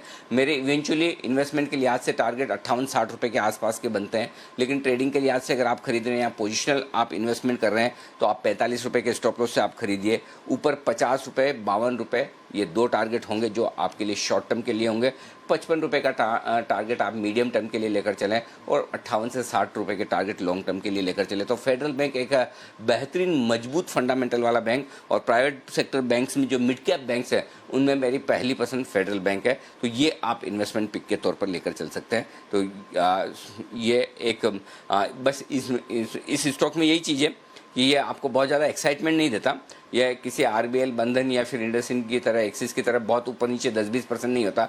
शांत है, slow steady win the race, उस तरह का स्टॉक है। बढ़िया स्टॉक है जो आपको आराम से चैन की नींद सोने देगा, स्ट्रेस नहीं देगा, बैलेंस शीट अच्छी है और ऐसे में इस तरह के स्टॉक्स को खरीदारी करने की राय है। तो आप आराम से इन्वेस्टमेंट के लिहाज से इस तरह का स्टॉक लेकर अपने पोर्टफोलियो में रख सकते हैं फेडरल बैंक। जी दीप। बिल्कुल, तो इन्वेस्टमेंट के लिहाज से ले सकते हैं। कुछ ट्रेडिंग टारगेट्स भी दिए हैं अनिल जी ने। अगर आपको शॉर्ट टर्म ट्रेड करना है, अगर पोजिशनल या फिर एक पोर्टफोलियो बेसिस पर खरीदारी करनी है तो फेडरल बैंक पर भी आप खरीदारी कर सकते हैं। और जैसे अनिल जी स्टॉक के बारे में बता रहे थे, हमने एक स्पाइक भी आते हुए देखा है। डेज हाई पर ट्रेड कर रहा है फेडरल बैंक 2.5% ऊपर इस समय 48 के लेवल्स पर। तो नजर रखिए जहां तक इस स्टॉक का भी सवाल है, अच्छी गेंस यहाँ पर आपको आती हुई दिख रही हैं। चलिए कुछ और स्टॉक्स पर भी नजर डाल लेते हैं जो आज भरपूर एक्शन में है। कुछ कैश स्टॉक्स आज फिर से अच्छा परफॉर्म कर रहे हैं। रहे हैं। और कुणाल जी, एक स्टॉक जो आपको भी पसंद है, रैलिस इंडिया, यहाँ पर अभी थोड़ी देर पहले एक फ्रेश खरीदारी के संकेत आते हुए दिखे हैं, कोई राय चार्ट पर? देखिए, हमारे रडार पर भी था ये दीपांशु, रैलिस इंडिया, इसमें एक सेंडिंग ट्रायंगल पैटर्न बन रहा है इसके डेली चार्ट्स पर। केवल इंतजार है ब्रेकआउट का, और ब्रेकआउट आएगा 225 रुपए के ऊपर। 225 पर एक हर्डल है, कई बार इसी लेवल से टकराकर ये स्टॉक नीचे आया है, तो एक बार 225 के ऊपर ये ब्रेकआउट दे दे तो मुझे लगता है कि रैलिस इंडिया को बिल्कुल बाय करके चलना चाहिए। वापस से 245 के लेवल्स देखने को मिलेंगे, तो 225 के ऊपर मेरी खरीदारी की राय। आपके लिए खरीदारी करने की राय इस वक्त आते हुए। ओके, आइए अब चलते हैं विश्वेश जी के पास। विश्वेश जी देना चाहते हैं BTST बिगुल उनके लिए, विश्वेश जी के लिए।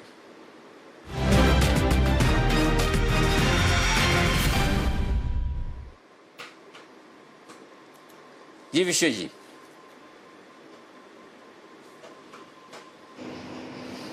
देखिए, हमने एक और NBFC पहले कवर की थी, बजाज फाइनेंस, और मुझे ऐसा लग रहा है कि जिस हिसाब से ब्रेकआउट आया है, और दूसरा जो स्टॉक है वो भी NBFC स्पेस मेजरली है, पिरामल एंटरप्राइज। मुझे ऐसा लग रहा है पिरामल एंटरप्राइज में, मुझे बहुत अच्छे से याद है अनिल जी, हमारी एक बार आपने सेल दिया था, मैंने बाय दिया था 850 के आसपास, और वो जो उसका ब्रेकआउट लेवल था 1000 का, वो हो चुका है। आज के दिन में वो ब्रेकआउट का फॉलो अप आ रहा है अनिल जी, इसका टारगेट काफी लंबा आ रहा है सारे NBFC का, इसका जो पोजिशनल टारगेट है वो बड़ा है, लेकिन शॉर्ट टर्म 1-2 दिन के लिहाज से अगर बाय करते हैं तो मैंने 1160 पे रिकमेंड मैसेज किया था आपको, अभी फिलहाल 1180 के आसपास हो गया है। 1130 के स्टॉप लॉस से बाय करना है। 1240 और 1280 दो बड़े टारगेट के लिए आप इसको होल्ड करिए। देखिए, बहुत ही बड़ा पोजिशनल ब्रेकआउट है, अगर कल पुल बैक आता है तो भी मेरे हिसाब से पोजिशनल होल्ड करके रखनी चाहिए। स्टॉप लॉस मेंटेन करना होगा 1130 का। 1130 का स्टॉप लॉस और 1240, एक ही टारगेट है, 2 टारगेट है सर? 1240 और 1280, 100 रुपए का टारगेट सर। ओके, 1240 1280। अच्छा, स्टॉक भी एक ही है, एक और है विश्वेश जी, पिरामल ही है या एक और स्टॉक? जी थैंक यू सर। दूसरा स्टॉक भी है मेरी ओर से। दूसरा जो स्टॉक है वो है टाटा स्टील। देखिए, टाटा स्टील मैंने कल भी रिकमेंड किया था और मैं आज भी रिकमेंड कर रहा हूँ, क्योंकि मुझे ऐसा लग रहा है सारे जो कल स्टॉक हमने पकड़े थे सुबह सुबह आधी नींद में, वो सारे स्टॉक अभी रैली कर रहे हैं। तो टाटा स्टील भी मुझे ऐसा लग रहा है बहुत बड़े कंसोलिडेशन से ब्रेकआउट हो रहा है। और मेटल में देखिए, हिंडाल्को चल गया, जिंदाल स्टील चल गया, लेकिन कहीं ना कहीं टाटा स्टील है वो नहीं चला है। टाटा स्टील करीबन 321 के आसपास चल रहा है। मुझे लग रहा है 310 का स्टॉप लॉस रखना चाहिए। 330 और 340 दो टारगेट रहेंगे। बहुत ही फ्लैट कंसोलिडेशन से निकला है, और जिस हिसाब से मेटल स्टॉक्स में ब्रेकआउट है, मुझे ऐसा लग रहा है कि ये स्टॉक्स अभी रैली होने के लिए तैयार है। तो रिस्क रिवॉर्ड बहुत ही फेवरेबल है, बहुत ही लिक्विड स्टॉक है, तो इसमें आप ऑप्शन के जरिए भी व्यू बना सकते हैं। मेरा ऐसा मानना है 340 तक के लेवल देखने मिलने चाहिए, लेकिन आपको पोजीशन 1 से 2 दिन होल्ड करनी पड़ेगी। ओके, तो ये है आपके लिए राय। 340 तक के टारगेट के लिए, और टाटा स्टील पर सब बुलिश है। कल मैंने भी 310, 315, 320 के इंटरडे टारगेट के लिए आज से BTST के तौर पर दिया था। कुणाल जी राकेश जी का पहला टारगेट 323 का था। कुणाल जी राकेश जी, बधाई, आपका 323 का टारगेट आ चुका है, और बधाई, और साथ ही आप धन्यवाद विश्वेश जी को भी दे दीजिए। बसिन साहब और आशु जी ने भी टाटा स्टील खरीदने की राय दी थी, तो उन दोनों के भी टारगेट्स की तरफ तेजी से बढ़ता हुआ दिख रहा है। तेजी से एक और स्टॉक बढ़ने की तैयारी में, जो बताएंगे आपको कुणाल जी और राकेश जी इस बिगुल के बाद चार्ट कॉर्नर।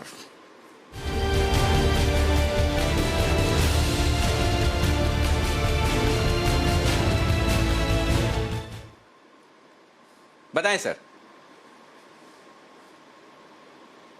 अनिल जी, खरीदारी की राय है DLF में, रियल एस्टेट फ्लेवर में आ रहा है। गोदरेज प्रॉपर्टीज ने एक अच्छी खासी रैली दिखाई है। अब DLF में एक ब्रेकआउट हुआ है, और ब्रेकआउट के बाद एक पॉजिटिव क्रॉसओवर दिया है, तो DLF खरीदें। ओवर टू कुणाल जी। अनिल जी, देखिए, अभी पिछले आधे घंटे से कई सैकड़ों चार्ट में और राकेश जी खंगाल चुके हैं। अगर अभी आप देखें, सबसे बेहतरीन पोजीशन पर DLF है, इन स्तरों पर मिस नहीं करना चाहिए, बिल्कुल बाय करके चलें। DLF में एक rounding bottom pattern daily chart पर बना है।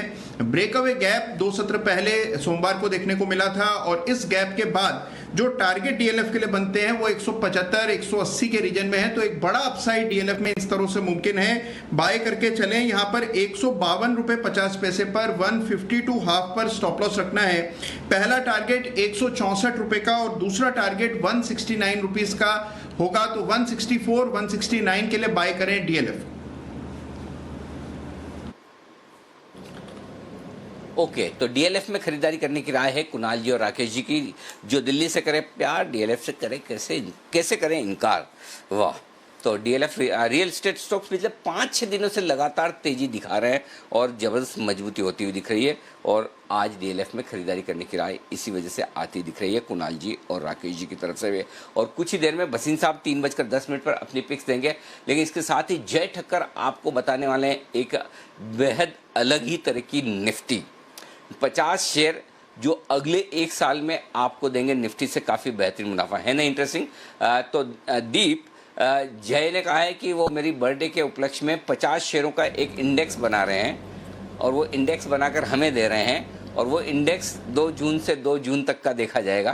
बोला अगले 1 साल में उस इंडेक्स के 50 स्टॉक देखेगा जो निफ्टी के मुकाबले में बहुत बेहतर प्रदर्शन करेंगे। जय ने इतनी मेहनत की, तो थोड़ी देर में जय हमारे साथ जुड़ेंगे, हम उस इंडेक्स पे मेहनत कर रहे हैं। वसीम साहब हमारे साथ जुड़ेंगे, तब तक आप संदीप और बाकी रिसर्च एनालिस्ट से आप ले सकते हैं लिंक। तो ओवर टू यू दीप।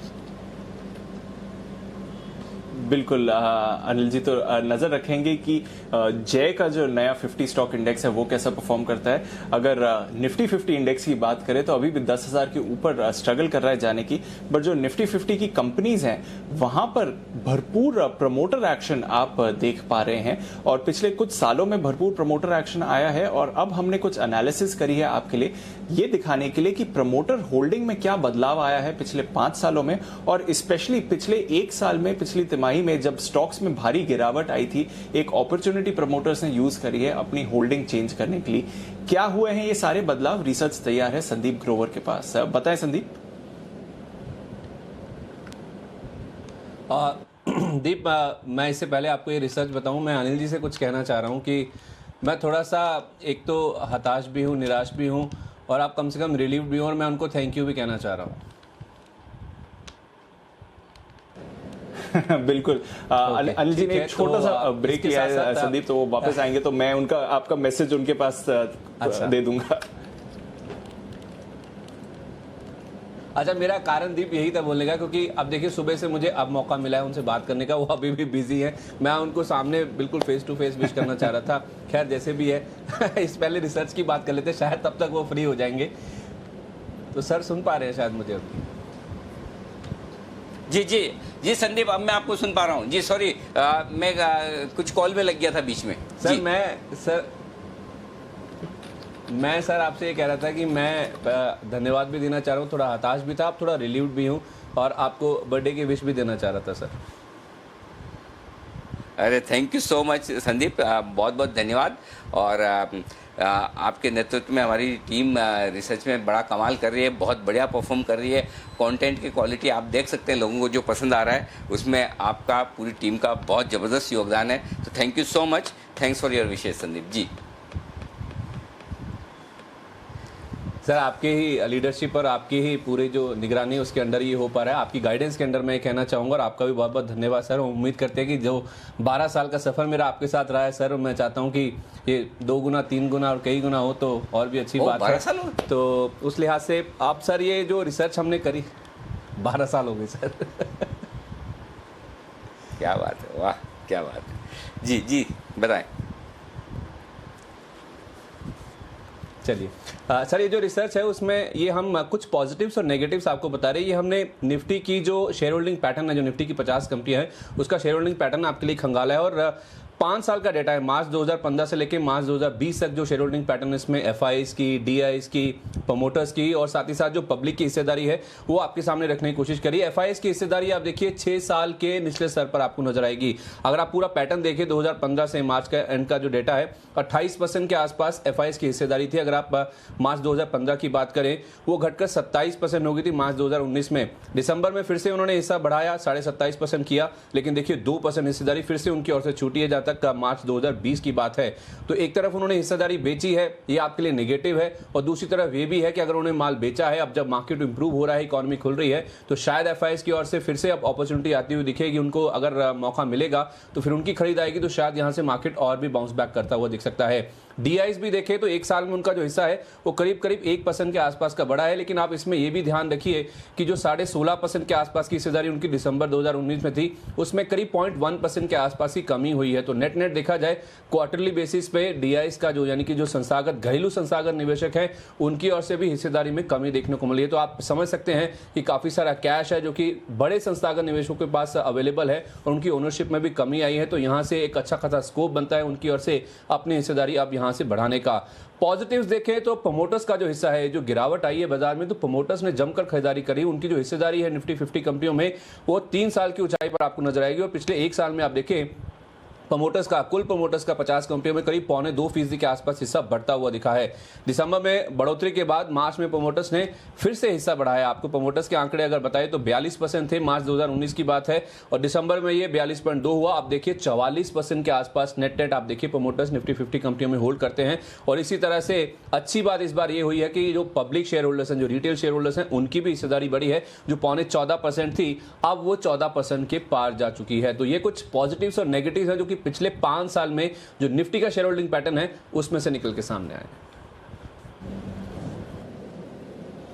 बिल्कुल, तो काफ़ी सारे बदलाव हुए हैं निफ्टी के शेयर होल्डिंग पैटर्न में, और आप स्पेशली जब पिछले 1 साल का एक्शन देखें और पिछली तिमाही का देखें तो वहां पर भी काफ़ी इंटरेस्टिंग चेंजेस हुए हैं। तो इस अपॉर्चुनिटी में प्रमोटर पब्लिक दोनों ने ही कुछ चेंजेस करे हैं जहां तक शेयर होल्डिंग का सवाल है। बहुत बहुत शुक्रिया संदीप हमारे साथ ये सारी रिसर्च शेयर करने के लिए। चलिए सुमित जी के लिए एक बिगुल बजाते हैं BTSTT का।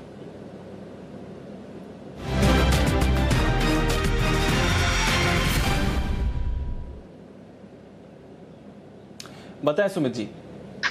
दीपांशु, आपको याद है तो सुबह हमने इक्विटास दिया था और हमारे देने के बाद स्टॉक में बहुत बढ़िया मूव आया, और फिर मैं गेस्ट का नाम भूल गया, किसी और ने भी इक्विटास रिकमेंड किया था और फिर वो वन साइड भाग गया, और इंट्राडे का जो 49 से 50 का टारगेट था वो ऑलमोस्ट 49 के आसपास का हाई लगा है, तो वो उसके अंदर अचीव हुआ है। अब उसके बाद जो नेक्स्ट स्टॉक आया है वो भी फाइनेंशियल स्टॉक ही है, और स्टॉक का नाम है उज्जीवन। उज्जीवन में आप देखो लास्ट 4 दिनों से रोज थोड़ा थोड़ा करके पीछे देखने को मिला है। मई महीने में जो भी स्विंग हाइज लगे थे उज्जीवन में वो ब्रेक हो गए हैं। 188 के आसपास स्टॉक अभी ट्रेड कर रहा है, तो मेरे को ऐसा लग रहा है कि उज्जीवन ने मई के हाई ब्रेक किया है, तो ये स्टॉक यहाँ से और भी बढ़िया एक स्पर्ट दिखाएगा, जिसके अंदर ऊपर में मेरे को लग रहा है कि इस बार ये 200 का लेवल क्रॉस करेगा। अप्रैल में इसके हाई लगे थे 198 के, वो इस बार टूटने चाहिए। 200 205 के टारगेट के लिए उज्जीवन में लॉन्ग पोजीशंस बनाए, नीचे में 180 181 का ट्रेडिंग के लिहाज से एक छोटा स्टॉप लॉस के साथ काम करे। 200 205 के टारगेट जल्दी ही उज्जीवन में इसी हफ्ते में देखने को मिल सकते हैं, तो CMT पे इसके अंदर खरीदारी कर सकते हैं। उज्जीवन ये है स्टॉक जहां पर खरीदारी करें। सुमित जी, आपका तो आराम होगा, एक आप इक्विटास ढूंढते हो, फिर आपको पता है इक्विटास ढूंढ लिया, फिर ज्यादा कुछ करना नहीं है, थोड़ी देर बाद अपने आप उज्जीवन बोल देना है, तो मतलब एक स्टॉक की मेहनत में 2 स्टॉक का काम हो जाता है आपका? नहीं अनिल जी, ऐसा नहीं। अनिल जी, मेहनत तो करनी पड़ती है, और हाँ ये जरूर है ये जरूर है अनिल जी, ये जरूर है कि इक्विटास ने हमने सुबह दिया, उसके अंदर 4-5% का अपसाइड मूव मिला, फिर वो प्रॉफिट बुक करने के बाद उज्जीवन बहुत देर तक वहीं पड़ा रहा, और अब हमको वापस से मौका मिल रहा है। तो आप ये जरूर बोल सकते हैं कि लक साथ दे गया, कि टाइमिंग मिल गया, बट मेहनत जरूर करनी पड़ती है अनिल जी। चलो बहुत बढ़िया, आप मेहनत करते रहे, हम एंजॉय करते रहे। हम यही चाहते हैं कि हमारे एक्सपर्ट्स ज़्यादा से ज़्यादा मेहनत करें, ताकि मुझे और दीप को कम से कम काम करना पड़े। और इस हमारे मिशन में सबसे ज़्यादा योगदान दे रहे हैं बसीन साहब। बसीन साहब ढेर सारी मेहनत कर रहे हैं, हम आराम कर रहे हैं। बिल्कुल बसीन साहब के लिए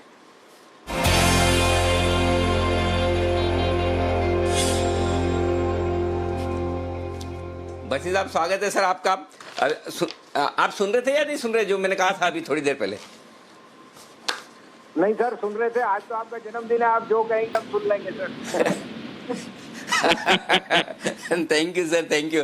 तो आपकी जो दमदार मेहनत है उसका रिजल्ट दिख भी रहा है सर, और पिछले 2 महीनों से लगातार दिख रहा है, बहुत बेहतरीन दिख रहा है, और दर्शकों को मजा भी आ रहा है। बताइए सर, BTST कॉल्स आज के कितने कॉल्स हैं, और क्या सारे बाय कॉल्स हैं? हाँ सर, एक ही कॉल है बाय, लेकिन ये भी कहिए कि पिछले 2 महीने में सारे लोग इतने मायूसी के माहौल में हैं जिसने मेहनत करनी है अनिल जी वो तो कर सकता है, चाहे घर से हो या बाहर से। और IIFL या मैंने या किसी ने नहीं, हमने कोई ऐसी राह नहीं छोड़ी जिसमें हम अपने पूरा एफर्ट ना लगाया हो। And our results are in front of you Anil ji. It takes a lot of conviction to stand and be positive, और वो आपको 2 महीने में दिख गया सर। तो ये एक मिथ है, आप अगर मेहनत करेंगे और आप घर से भी बैठ के आप काम कर सकते हैं अनिल जी। तो मैं पहले अपडेट दे दूं अनिल जी, फिर मैं बताऊं। एब्सोल्युटली। और जी सर प्लीज।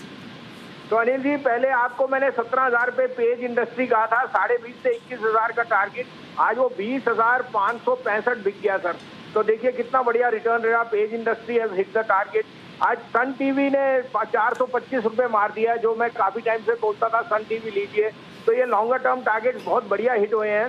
सुबह मैंने 58, 58 में आपको L&T फाइनेंस कहा था, वो आज 61 मार गया। अगर आप शॉर्ट टर्म ट्रेडर हैं तो आज बुक कर लीजिए, नहीं तो 65 का उसमें टारगेट है। और जो बाकी कॉल है गेल 93 वाला 9750 हो गया, उसमें 100 पे आप शॉर्ट टर्म प्रॉफिट, लेकिन 105 पे लॉन्गर टर्म प्रॉफिट बुक कर सकते हैं। इसके अलावा अब मेरी जो कॉल है सर वो है रैमको सीमेंट और दी अर्स्टवाइल मद्रास सीमेंट। इसका 635 टू 637 का भाव है, 623 का स्टॉप लॉस रखिए, इसमें भाव होएगा 665 टू 670 का टारगेट है।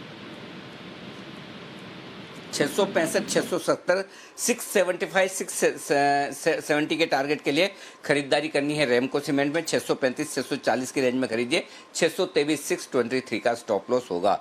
अब ये है पहला स्टॉक रैमको सीमेंट। दूसरा स्टॉक सर? नहीं बस यही है अनिल जी, BTST यही है आज के लिए।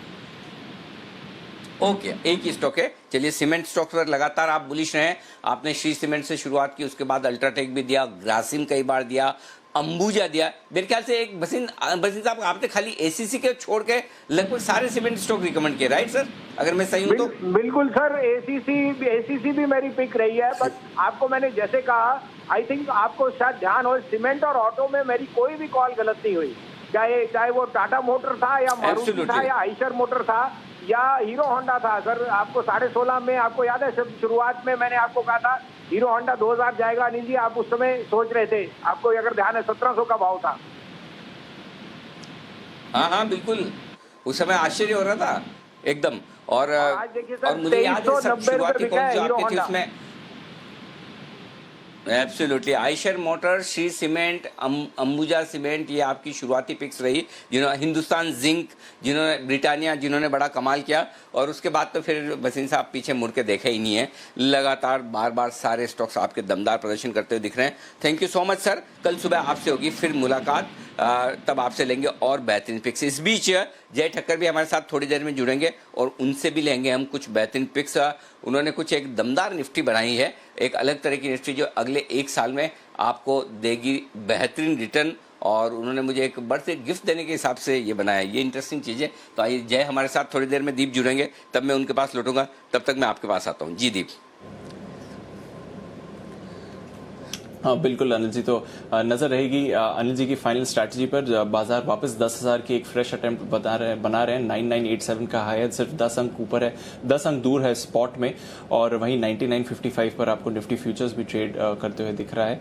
बैंक निफ्टी स्पॉट की बात करें तो लगभग 70-80 अंक के डिस्काउंट पर इस समय ट्रेड कर रहा है फ्यूचर्स, अगर आप स्पॉट से कंपेयर करें। बट फिर भी जबरदस्त एक्शन आपको बाजार में आता हुआ दिख रहा है। देखते हैं कौन से और स्टॉक्स पर ट्रेड करना चाहिए। सुमित जी, मदरसन सुमी, ये स्टॉक आपने पहले भी इसके बारे में बात करी, रेकमेंड करा है। अब 100 के लेवल्स आ गए हैं मदरसन सुमी में, अब क्या करना चाहिए? क्या और फ्रेश रैली यहां पर पॉसिबल है? फ्रेश मूव आ सकती है मदरसन में?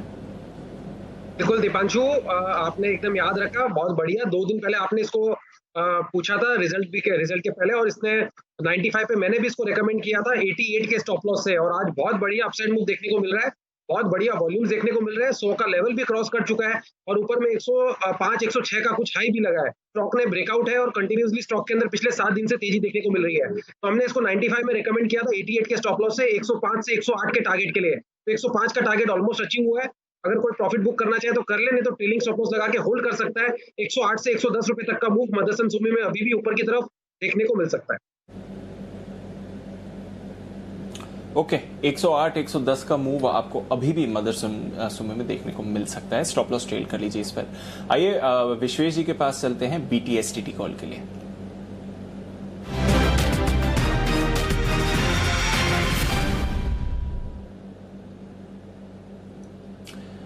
बताएं विश्वेश जी।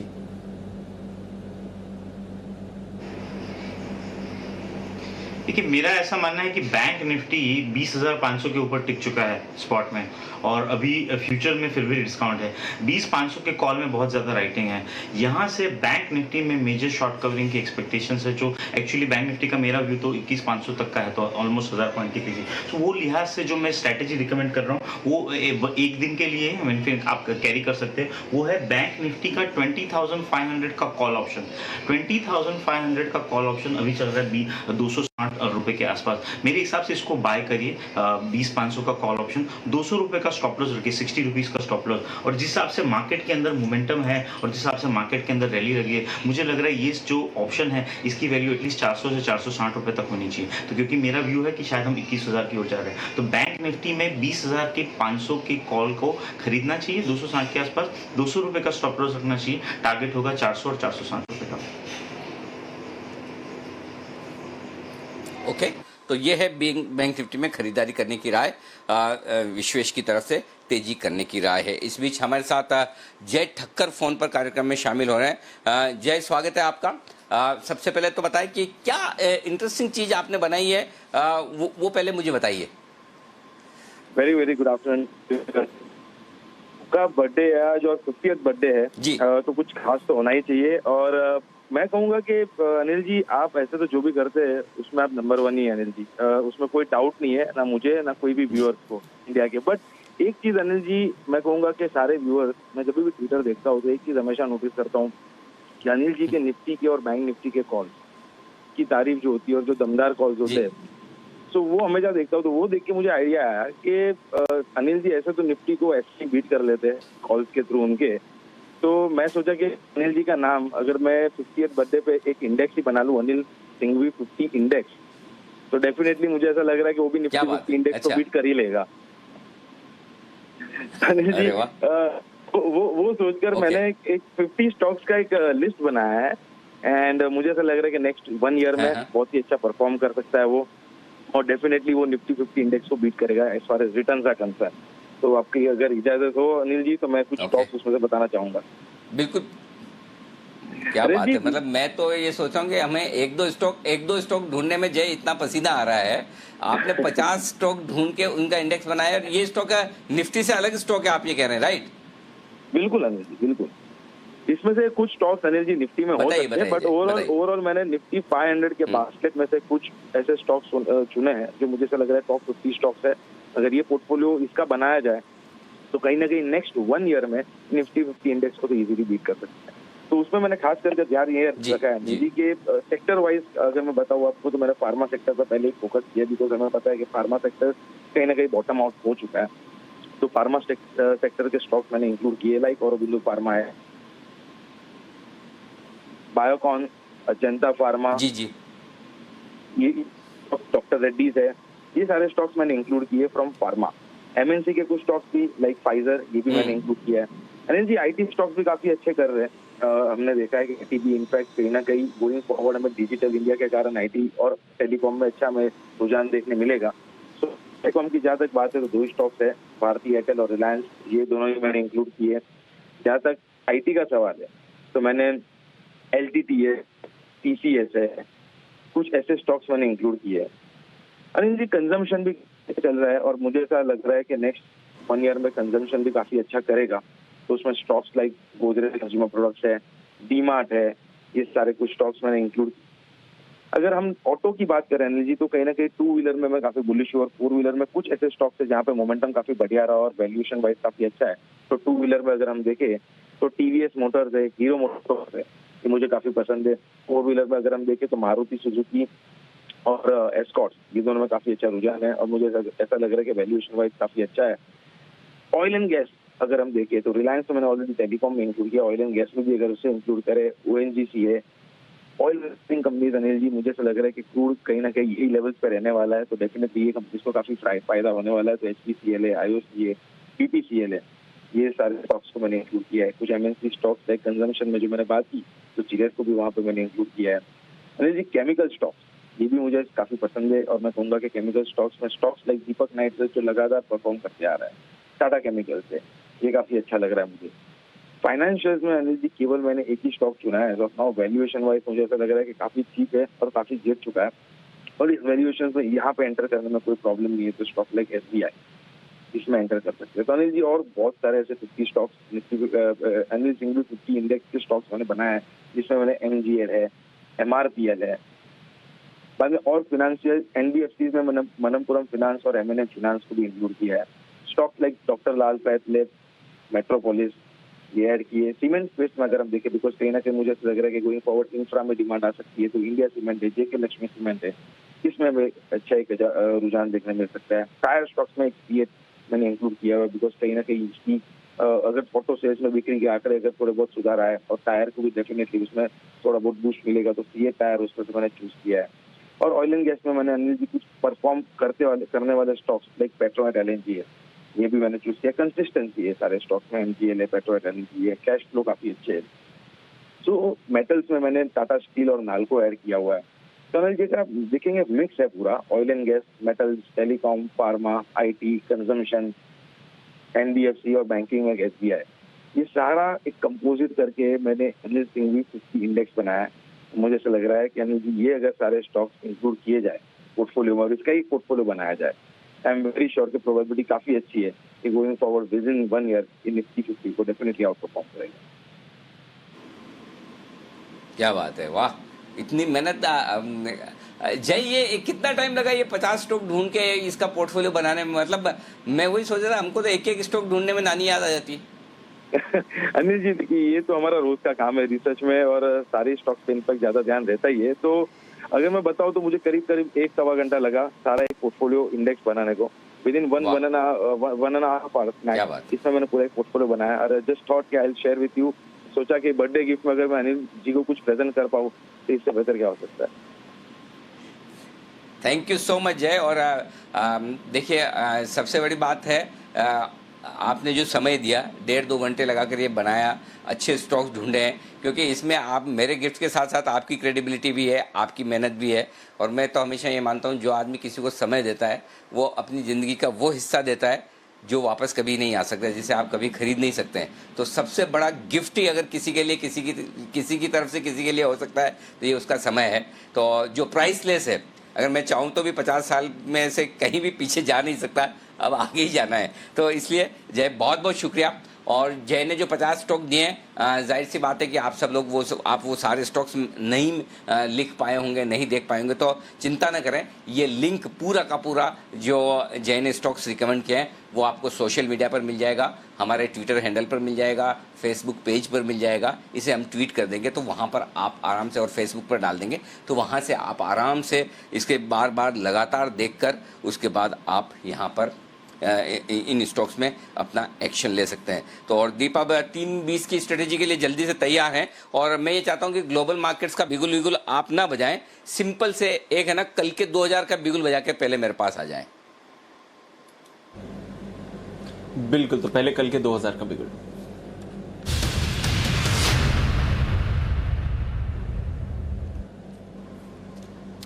बताएं सर। तो दीप, हम जहां बंद हो रहे हैं वो बहुत ही क्रूशियल लेवल है निफ्टी और बैंक निफ्टी पर। निफ्टी पर हम 10,000 के बेहद करीब बंद हो रहे हैं, लेकिन बैंक निफ्टी पर जो मुझे 20,500 के ऊपर की क्लोज चाहिए वो मिल रही है। तो मैं बिल्कुल ठीक जिस तरह से अभी विश्वेश कह रहे थे, बैंक निफ्टी खरीदने की सलाह दूंगा यहाँ पर कल के लिए। जी हाँ, बैंक निफ्टी 20,540, 20,550 स्पॉट लेवल है, यहाँ पर आपको बैंक निफ्टी खरीदारी करनी चाहिए कल के लिए। तो बैंक निफ्टी में खरीदारी करने की राय है आपके लिए। स्पॉट लेवल 20,550 है और फ्यूचर्स लेवल 20,500 है, यहाँ पर आप खरीदारी कीजिए। तो आपको मैं जो टारगेट बता रहा हूँ वो 20,650 ये पहला टारगेट है, 20,750 दूसरा टारगेट है, और 20,950 ये तीसरा टारगेट है। इन 3 टारगेट के लिए आपको बैंक निफ्टी में खरीदारी करनी है, 3 टारगेट के लिए। और आपका स्टॉप लॉस होगा 20,400 स्पॉट लेवल का। तो 20,400 के स्टॉप लॉस, यानी कि यहाँ से 150 पॉइंट नीचे का आपका स्टॉप लॉस है 20,400 का, और जिसे हम थोड़ी देर क्या मतलब, आप अभी तो थोड़ी देर तो बची इतनी है, कल हम रिवाइज कर लेंगे। लेकिन दूसरा तरीका जो है जिन लोगों को डायरेक्ट तौर पर रिस्क नहीं लेनी है वो बैंक निफ्टी में 20,500 का in the money call option खरीद लें। 20,500 का कॉल ऑप्शन जो 300 रुपये के आसपास। विश्वेश, आप मेरी मदद कर सकते हैं, इस वक्त कितना चल रहा होगा बैंक निफ्टी का ये जो कॉल है वो?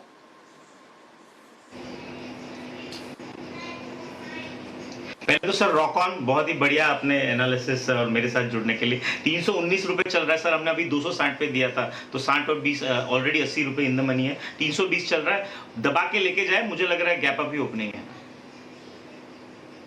ओके 320 तक चूंकि बात करते करते 50 पॉइंट और निफ्टी बढ़ा है, तो ये कॉल खरीद कर जाएं आप, और ये आपके लिए कल के लिए टारगेट्स बन सकते हैं। तो बैंक निफ्टी में यहाँ पर खरीदारी करने की राय है, और अगर ये 20,650, 20,750, 20,950 होगा तो ये कॉल आपका करीबन साढ़े 500 से 600 रुपये की रेंज में वहाँ तक कॉल ऑप्शन चला जाएगा, वहाँ पर आप ले सकते हैं। 400 रुपये पहला टारगेट, 400, 500 और 600 तीन टारगेट के लिए आपको यहाँ पर खरीदारी करनी है। तो ये है बैंक निफ्टी पर खरीदारी करने की राय। जिनको रिस्क ज़्यादा रखनी है वो फ्यूचर्स कर लें, otherwise in the money call option ले लें, ज़्यादा ठीक है। 300 रुपये के आसपास 20,500 का कॉल ऑप्शन। जी दीप, इसलिए मैं कह रहा था कि थोड़ा सा मैं आपको बिना बिगुल विगुल बजवाई मैं जल्दी से अपने चाहता था कि आप आ जाए मेरे पास। थैंक जी। बिल्कुल, तो या तो कॉल ऑप्शन खरीद लें या फिर स्ट्रेट फॉरवर्ड फ्यूचर्स में भी आप खरीदारी कर सकते हैं। और जहां से जिन लेवल से अनिल जी ने स्ट्रैटेजी दी वहां से भी लगभग 30-35 अंक की आपने तेज़ी बनते हुए देख ली है बस 1 मिनट में। तो बेहतरीन मोमेंटम रहा है बैंक्स का, और 20,500 के ऊपर क्लोजिंग के लिए तैयार है इस समय बैंक निफ्टी भी आपको बेहतरीन क्लोजिंग देने के लिए तैयार है।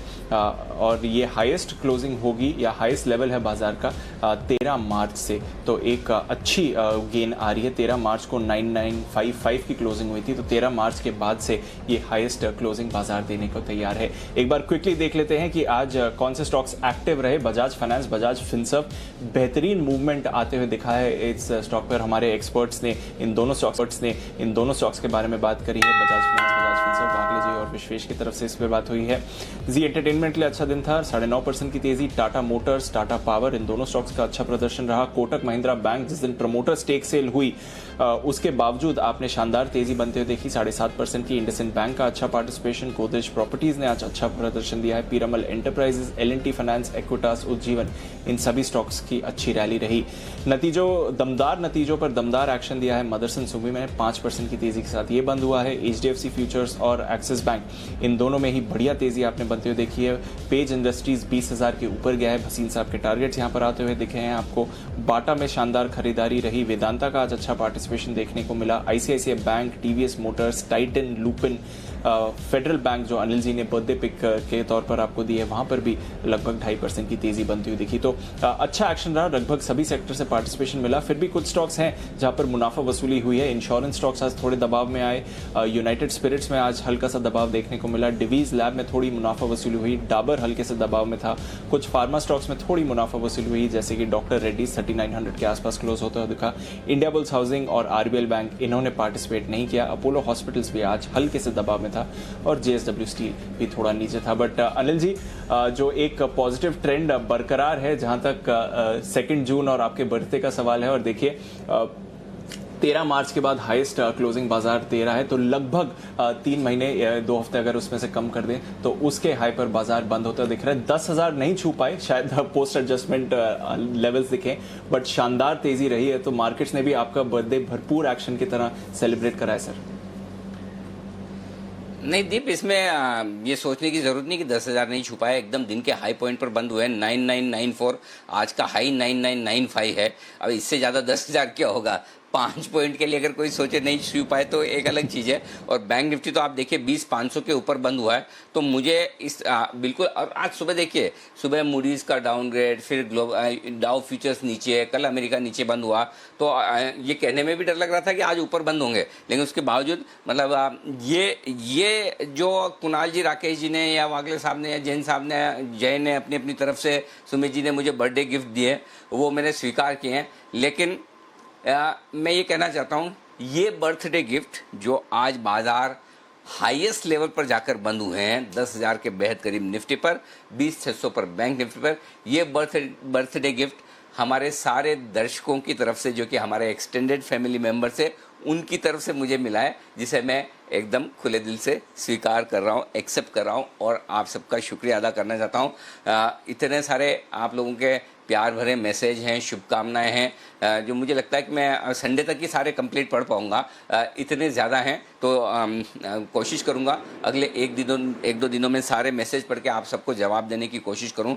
लेकिन ट्विटर, फेसबुक, फिर आपका व्हाट्सएप, ढेर सारे ग्रुप्स और सारी जगह हैं और सब लोग अपना समझते हैं, इसलिए इतना ही विशेष भेजते हैं। तो मैं कोशिश करूंगा एक एक करके इस वीकेंड तक सारी पढ़कर सबको पर्सनली जवाब देने की कोशिश करूं। तो ये मत सोचिएगा कि अगर आज कल में जवाब नहीं आया या मैं किसी को फ़ोन कॉल नहीं रिप्लाई कर पाया तो ये मत सोचिएगा कि अनिल जी बड़े आदमी हो गए, जवाब नहीं दे रहे, ऐसा बिल्कुल भी मत सोचिएगा। मैं उतना ही छोटा हूँ जितना 50 साल पहले छोटा था। तो बिल्कुल जल्दी से जल्दी आप सबको जवाब देने की कोशिश मैं ज़रूर करूँगा। लेकिन फ़िलहाल आज की जो क्लोजिंग हुई है वो बहुत दमदार है। फाइनल क्लोजिंग आ चुकी है 9979, 152 अंकों की मजबूती, 9979, ये है वो लेवल जहाँ पर बंद हुआ है बाजार निफ्टी। और बैंक निफ्टी बंद हुआ है 570 अंकों की मजबूती के साथ 20,530 पर। ये है आपके लिए क्लोजिंग।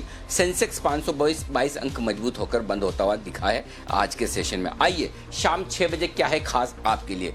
कोरोना संकट से जूझ रही मुंबई पर एक और संकट की है तैयारी और वो है तूफान निसर्ग की।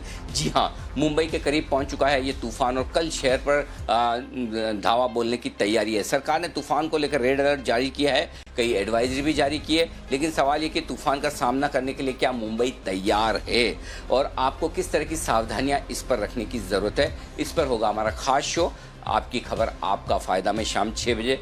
बड़े दिनों बाद हम कोरोना से हटकर कोई और चीज़ की बात कर रहे हैं। मुंबई सावधान, आ रहा है तूफान।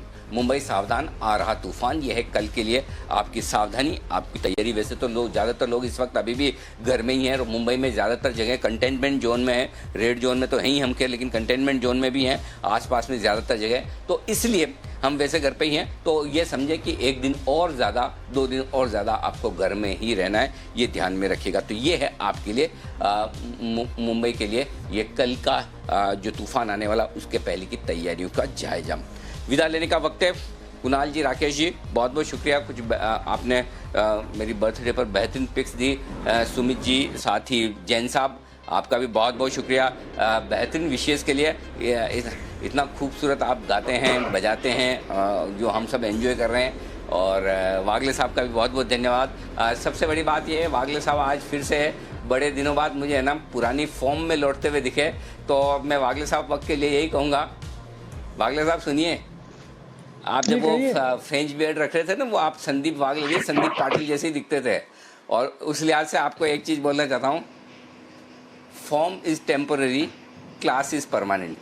तो आपकी क्लास परमानेंट है, बीच बीच में फॉर्म थोड़ी ऊपर नीचे हो जाए उसमें ज़्यादा दिमाग नहीं लगाना, ये तो कभी कभी हो जाता है। और जब फॉर्म आपकी थोड़ी सी ढीली ढाली हो जाए तो नेट प्रैक्टिस थोड़ी सी ज़्यादा कर लें, वापस से देखिए with full bang on. Bajaj Finserv, क्या गजब का कॉल आज आपका, रॉकेट एकदम। तो इस तरह के कॉल्स आपको फिर से वागले साहब की तरफ से भी मिलेंगे। बस बेहतरीन स्ट्रक्चर है और हमारे एक्सपर्ट सारे हर तरह से आपकी मदद करने के लिए तैयार। आप सभी से विदा लेने का वक्त है। बहुत बहुत शुक्रिया वक्त निकालने के लिए और कल सुबह आप सबसे फिर से होगी मुलाकात। तब तक के लिए नमस्कार।